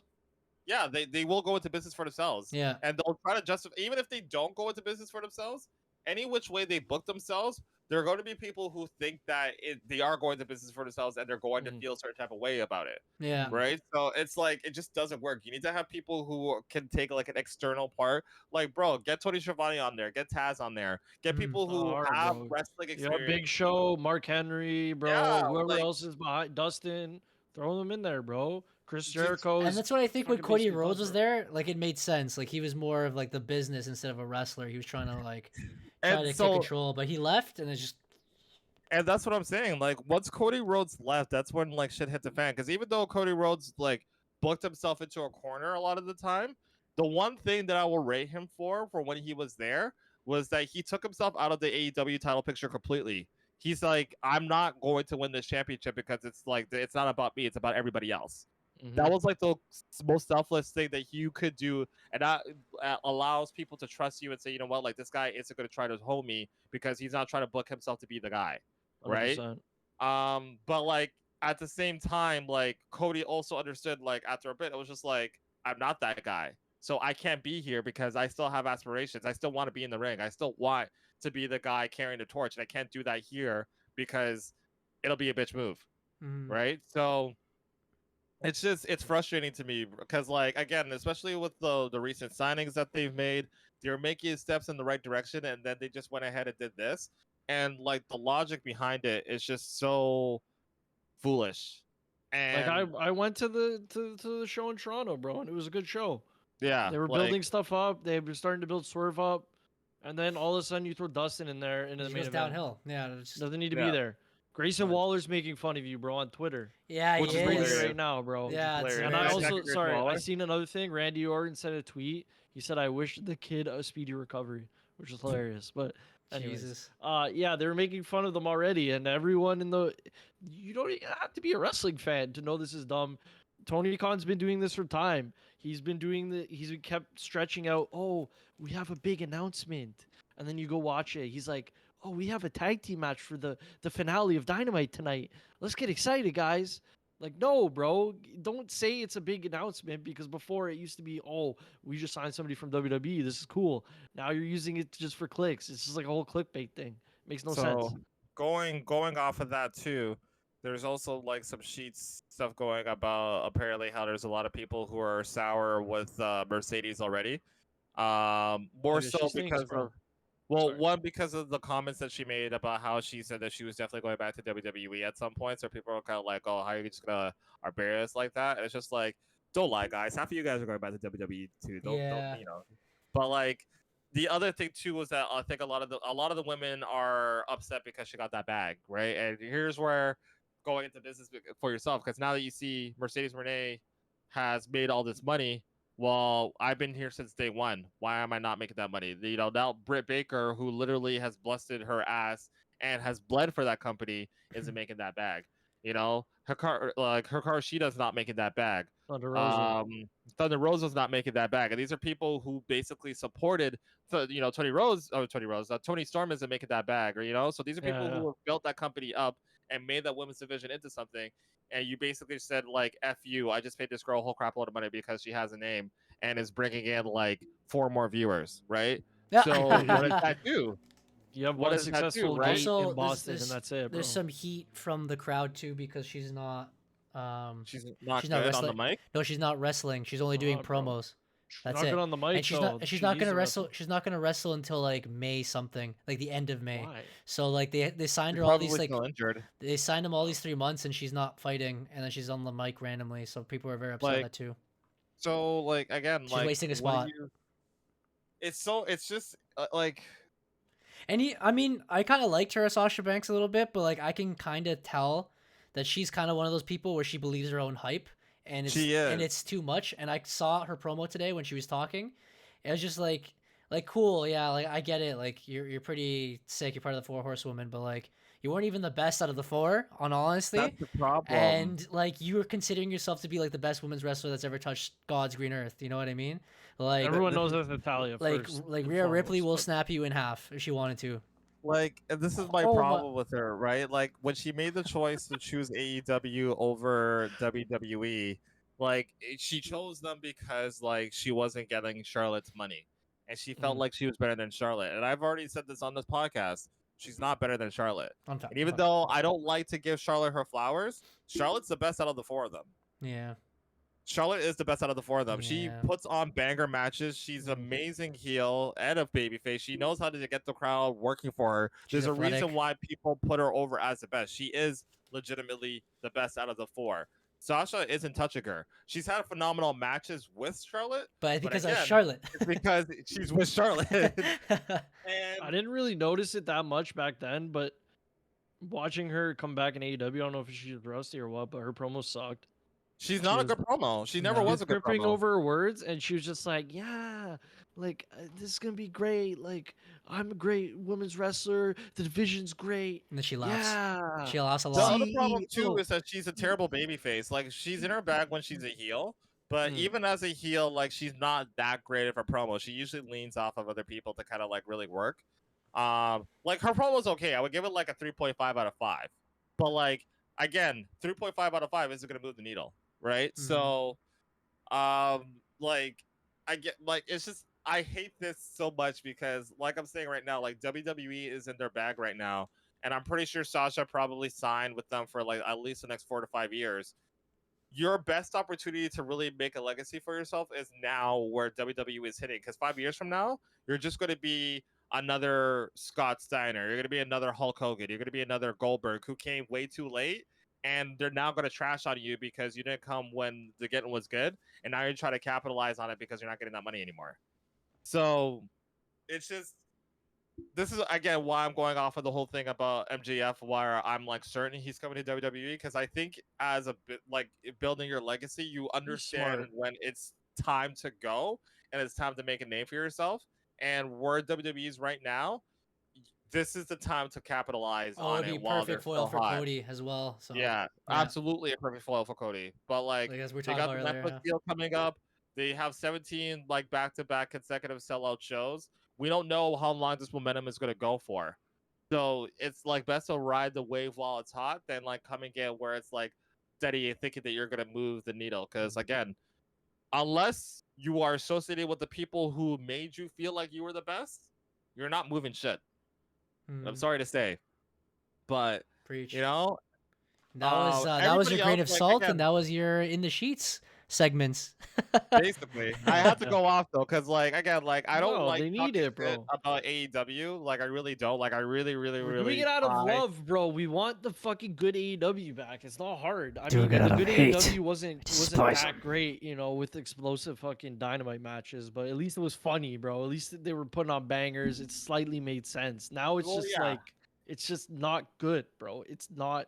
They were onto something, and they keep walking over their tail or whatever the phrase Stepping is, over bro. their They tail. just keep screwing themselves up, bro. And I think again the best thing that you can do is stop worrying about everybody else and just do you. Because at this Yeah. point you guys are already losing. So like Oh, bro, 100%. stop trying to compare yourself to WWE. They're way ahead of you guys right now. It's fine. Right? Like to You're me, not going to be a WWE now. It's over. yeah. Mhm. Like Just look at the facts, bro. You're not packing a stadium like that 2 days. Yeah. Oh, so going off of that, sorry, let's go back into the sheets for a little bit. So let me play it. did you Let me guys play it, hear let me about play it, let me Forbidden play it. Door? Let me play it.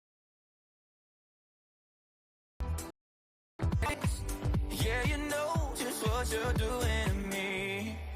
You can continue. I just said when I was here. Yeah, so I don't know if they brought it back, then we'll see. But from what I've seen, like they're pulling out of Arthur Ashe Stadium because they don't think they'll be able to fill it. Damn, dude. So and plus, like New Japan doesn't want to help pay for it too. So like they're trying to like see if they can do a smaller stadium. Rocky Romero says that this is not true. Apparently. Okay. All right. Well, I'll trust Rocky Romero until That's why we take it with a passed grain of away. salt. R.I.P. Until further. Wait, what? A sumo wrestler?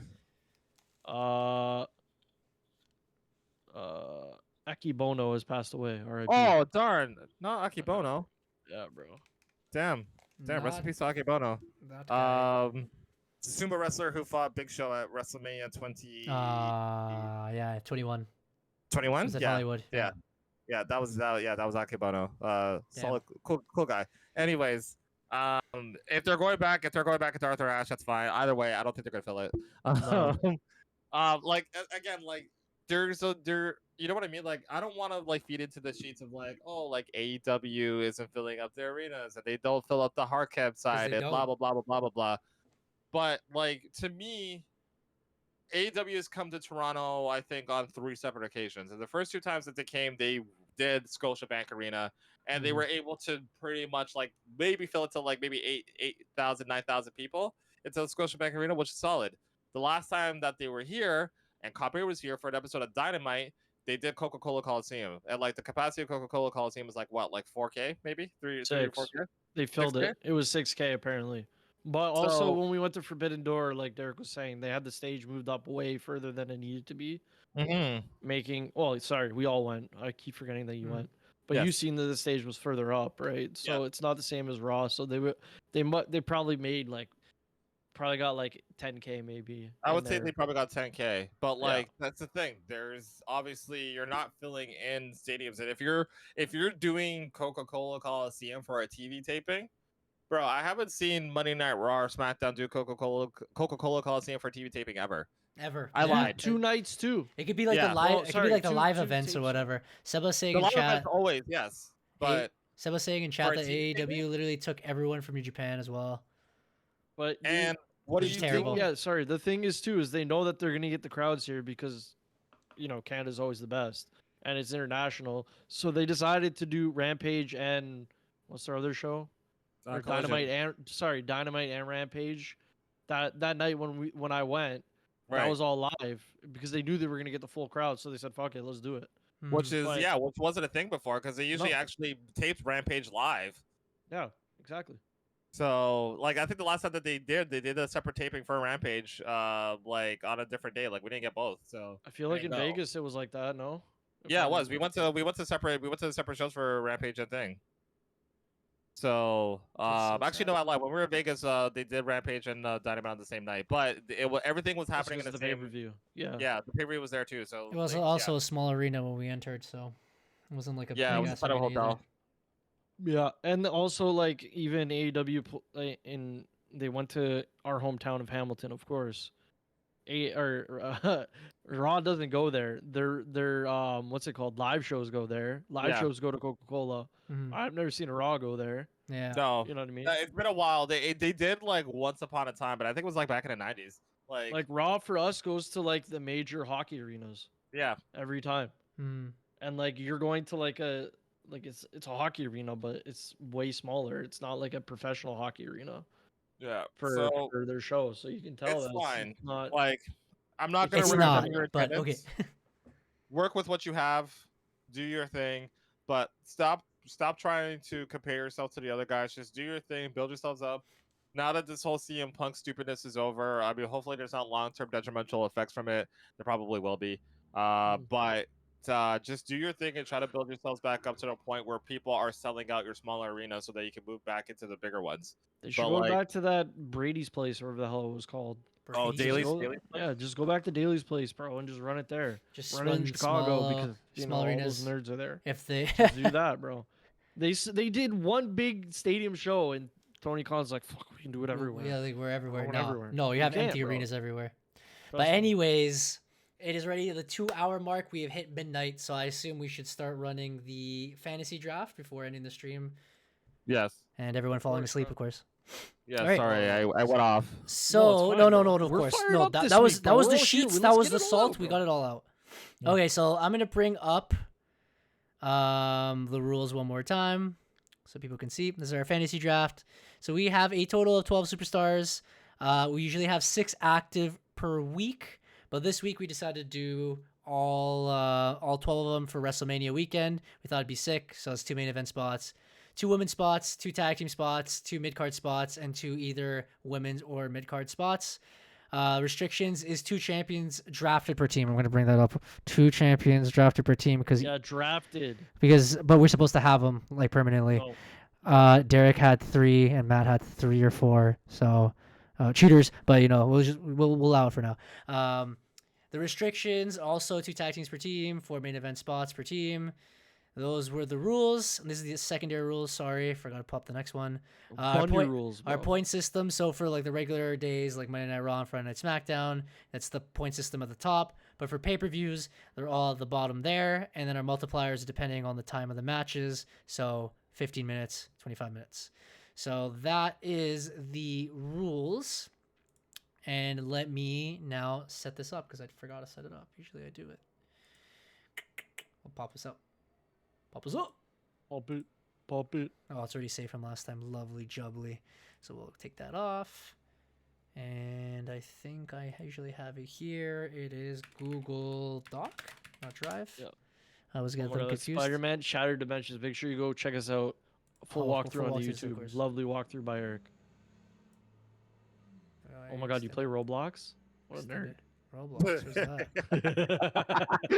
where's that? I don't see that. It's on your desktop, bro. I don't think I didn't see it, bro.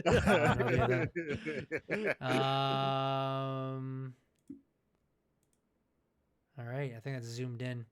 All right, so the Fantasy League winners so far. Derek won the first week, Matt won the second. I won everything else, and Derek won week 8. So total of 6 wins. 1, 2, 3, 4, 5, 6, 7. Total of 7 wins, and Matt's 1. I believe we said that we are going to change the teams when the actual WWE draft happens. That's going to happen in a couple weeks because we can figure that out to then. Be precise. So I don't know if you want to continue going or if we're going to stop for a couple weeks to get our bearings straight. But I don't think you guys can catch up by then anyways. No. Technically, we'll put you down as a winner, bro. I'm the winner. They owe me Go through this. They owe me Popeyes for a week free. What? Anyways, so we did again the WrestleMania edition. So everything goes. I guess Derek, you lead the way. You're the first team. Big booties. So I just ran through all y'all's points. So my whole section is gonna be very quick and uneventful. So let's this guy left, bro. He can't even scroll now. Oh my god, that's bro. crazy. Either way, so let's go through where the heck is my points? Okay, so we're gonna go through my heavy hitters for this week. So we got Sami Zayn, who had a hell of a weekend. Captured the Intercontinental Championship, hit a bunch of haluva kicks, and had a banger tag team match on Raw. So he was able to get me 119 points for both nights. Oh, plus Sunday night he made a quick appearance when Cody Rhodes won the title. And when KO went, I don't know if you added that. I kind of added that into the whole thing. So yeah, that was I put that in as well.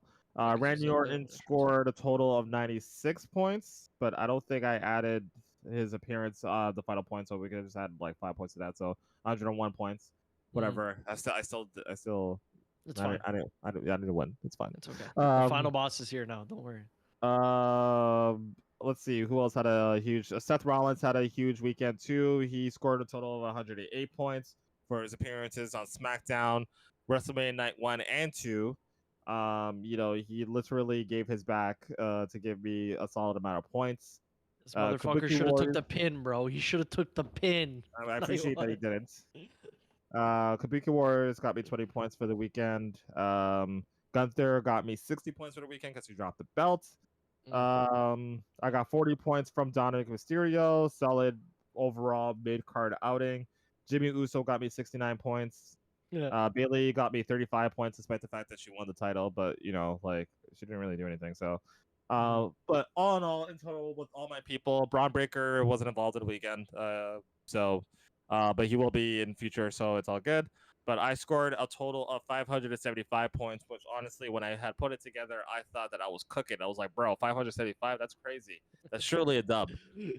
But as you will see, where the heck did Eric go? I don't know. I guess he just went to go shit himself or something. No, Oh. I hear movement. Perfect timing. I seen. My bad, Oh. my bad. It's all right. You found that on the toilet, bro?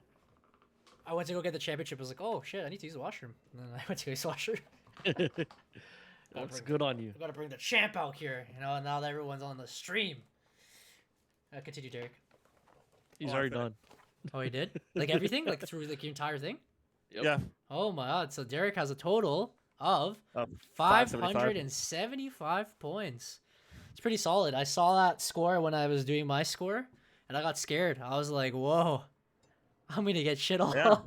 I thought I was gonna shit on bands, and then I saw the rest of it. I was just like, oh. Yeah, it was so I. and who Eric's got that. rambling ranas here on our fantasy draft. I have Drew. Drew surprisingly didn't do as much as I thought. This on top here is his pay-per-view total, 35. So he lost this match. So his Claymores and Glasgow Kisses kind of helped. And then on Raw, he did a lot of promos and appearances. But again, his loss was minus 15, making him a total of 11 points. So that didn't help a lot. Jay always, it's just Muse, you know what I'm saying? He fought on SmackDown. He fought solo, so I got all those super kicks and spears. The same with he fought during WrestleMania, and this is both nights. His matches and the ones where he appeared with Roman Reigns at the end of the night. And then this is Monday Night Raw for a total of 88 points. Again, they love to promote Jey Uso. They do like 3 appearances per night, both Raw, SmackDown, and pay-per-views, which is helping. Rey Mysterio did decent. He got 45 points in the pay-per-view, 16 points over the SmackDown because they had to replace Thing because Carlito killed Dragon Lee. Bianca Belair earned a decent amount as well. Becky Lynch earned me nothing. I'm glad that she's gone. She's trash. I think my MVPs this week is Judgment Day because they appeared SmackDown, pay-per-view both nights, and on Monday Night Raw. And even with all like the losses from the pay-per-view, they still came back pretty strong. New Day did their thing off 40 points. LA Knight was decent, 35 points. 5 was the promo on SmackDown where he choked on his own gum. I don't know if you guys saw that promo, but that's the 5 points that separated right there. So did Bobby Lashley, got a promo, 25 points. Tiffany Stratton did nothing, which is disappointing. R-Truth did a decent amount, winning the tag titles and his little thing with John Cena. Io Sky already, bro. Io Sky legit did all those finishers just to lose the match, earning me only 10 points. So a total of 655 points. I thought that was pretty high, but knowing Matt and the wrestlers he had, this is the peak time of WrestleMania, and this is where his wrestlers should have shined. So let me just so yeah, this is Matt with the Final Boss team. Just wanted to let everyone know, I told Eric and Derek when they showed up to my house on Saturday that they were cooked after SmackDown, but they didn't want to listen to me. But we'll go through it, all right? My points might look a bit jumbled. So basically every finish of every match where I would have got negative, I also got a positive because one of my people pinned the person. So I just didn't add those at all because it was a negative. Like it was a 0 no matter what. So it worked out for me that every match that I lost, I also won. So that worked out. I also made sure to draft people that were going to be on the show completely. So I got lucky with that. But yeah, Roman Reigns, of course, both nights, promos, showing up everywhere. He's walking in the stadium, Superman punch, spear, spear, spear, Superman punch, spear, ×3 on both because it was a long match. So yeah, I added it up at the end. Sorry. So yeah, you could just see Cody Rhodes, same thing. He's showing up, he's talking, he's showing up, he's talking. So many crossroads. He's talking crossroad. Now he finally gets the feeling of like the super kicks, but now it's on his side. Now he's loving it, bro. So good. Now he's loving it, bro. On Saturday, this guy was kind of like, no, we gotta cap it. Now look at you. Yeah, I didn't realize, bro, how many he hit. Kevin Owens, you know, again, a couple promos. He had the KO show on Friday, a couple of bowling balls. He showed up for Sammy's segment prior, which again is 5 points. Great for the pay-per-views. It would just be 3 points if it was a normal show. But he hit one stunner and he got a double bowling ball in the corner, which was great. I was yelling. And yeah, again, did he get pinned? I don't know who got pinned, but it was a negative with Logan Paul. Yeah, Kevin got pinned. Yeah, so I didn't add it. So because KO lost, and I have Logan Paul lower down, who I picked up last week. Rhea Ripley, you already know what happened. She riptied her way around. Bear promos, Bear Judgment Day segments, just showing up everywhere. Lovely jubbly. Solo, picked him up a couple weeks ago when Eric was slacking. He's kind of stepped it up. He's actually speaking now, so we got a couple of promos with him speaking. You know what I'm saying? A lot of mangas in there. He didn't lose on Friday also because it was a DQ. Yeah, it was a DQ, Thank God. So I didn't get negative for that. So he's done his little, he's mid-card stuff. We go down. Oh yeah, he has even more down there. Then we have the Legends Newcastle Republic. Actually didn't go that ham this week. Only hit one. What is it called? Birminghammer. I think they hit 2 of them. Yeah, one on the pay-per-view and one on SmackDown. Then of course we have The Rock finally showing up, bro, and actually doing maneuvers. We got a couple promos, got a couple of rock bottoms, people's elbow, and more shit. He did another rock bottom the second day on Cody. Austin Theory, I have split with Grayson Waller. It's the same thing where I count, but I have them split by accident. It makes more sense because one of them grabbed the belt and the other one didn't. So again, they were on the segments in SmackDown when they were going against. They were helping Logan Paul, distract Kevin Owens and Randy. So they got some stuff from that. They also won the belts. So Grayson Waller got 10 points for that. No pins. Lovely. Street Profits, they do that thing. You know what I'm saying? That's their... That's their finisher. They do their finisher, thing. Yeah, so their finisher is that the one guy tackles somebody and Montez jumps over the pole. So they both hit one of those. So that's why I added them in there. And then Montez, he hit the frog splash, which is his other finisher. So I figured it out. But anyways, that's where the points were. Naomi, again, she had a couple segments with Bianca, and then she had a little split leg drop in the match, little bum slam. You know what I'm saying? So she was in there. Grayson Waller, lovely. Rub Master Supreme finally gave me points. And Logan Paul had a good showing. Couple of promos again on SmackDown. God. And you see, bro. For a total of 970, so big. And I assume this is going to be the point where we're going to finally reach 1,000 points. Matt almost hits it, 30 away. Almost. But that's pretty cool. So I think that's probably like 6 wins, just because, it kind of adds up to all your wins. So I think me and you will go tied into the next one. But anyways, thank God I finally won, guys. I'm back. It's been a long time. Just remember that this is a special one because it was WrestleMania, baby. I'm just gonna highlight it special. So yeah, I guess me and Derek are gonna have to blow out for second draft pick on 3 Stages of Hell again or something. Oh, is that what we're doing? I mean, I know what we can do. I mean, like, I choose first, and then second place choose second, third place choose third. I guess is a good thing for the winners or for the standings. You know what I mean? It would make sense. If you guys want to do that, we could continue the next couple of weeks because you guys are already tied, and we have like 2 weeks left, 2 or 3 weeks left. So by the end of that 3rd week, whoever has more, then they're second, and the next person's third. I think it makes sense. Or we could blow out in 3 Stages of Hell. I mean, you guys can can blow all the outs if you guys want to. I want to do that because I feel like I put all my effort into WrestleMania, and I'm like, I want to see what happens. I want to give everyone should get about 2 weeks to figure out another strategy because we don't know what the booking's looking like. Jey Uso. That's all I'm gonna choose. Yeah, but the thing is that if it. So do you guys want to give the thing a break and just call me the undisputed champion of the world or what? I mean, we're not catching up to you at this point. That's why I have the title, guys. Season 1, I think you're the champ. Let's go. Season 1 champion. Congratulations. Let's go. 11 weeks, though. That's pretty impressive. Yeah. Of course, 11 weeks of fantasy draft, guys. So wow. What, in another 11 weeks, is that Money in the Bank? Maybe. We go to Money in the Bank and see what happens, because I feel like there's specific spots in the year, like Money in the Bank, Royal Rumble, where they switch their booking. So we might, maybe at those certain pay-per-views, we'll do a checkpoint and reset again. Okay. Or we can go straight through. So we can give it a break then, and then we can just clear all these things if you guys want. Yeah, I'm down Yeah. because I think if we redraft with the draft, then it'll make more sense. Just because there's gonna be too many Figure it people out. moving that if Okay. we have a certain person that you don't think is gonna work or whatever, who knows, bro? Maybe somebody's like Drew or Drew. like Roman. He's not gonna be here for a bit. You know what I mean? So we Yeah, so you can change it mostly up. for me, we got to change it up. But if you guys didn't know, that's why I have the title on my shoulder. Not because I'm congratulations showing to off like hundreds of dollars championship. No, it's because I won. Both of them. Yeah, but I won the last week, so. That's true. You did win. You won the big one, WrestleMania weekend. And I won the inaugural fantasy, so that's gotta count for something. And I won all of them. So we're all wieners, bro.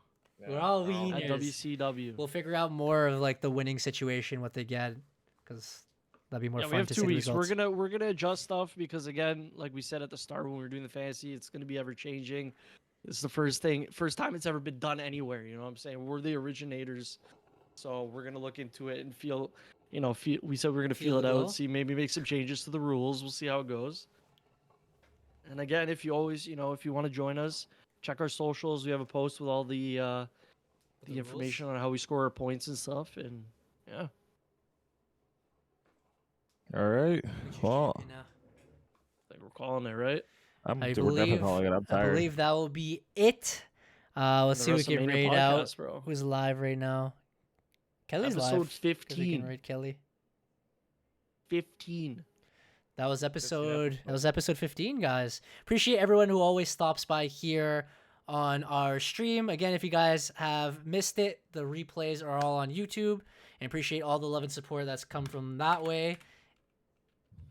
And yeah, we will see you guys next week. If you guys are just only into wrestling for Wrestle Chat, then we'll see you guys next week. If not, well, we'll probably be back. I don't know what you guys are saying the next couple of days. I'm working the next couple of days. I'm busy tomorrow, but we'll see. Just trying to see if I spelled this correctly. I probably did though. Valid username. I love how the title's just like still spinning in the background. Oh, it always is. There's dude. just like Never a creepy stops. shot of like Pikachu right behind the title. Like, I'm pretty sure I pressed that correctly.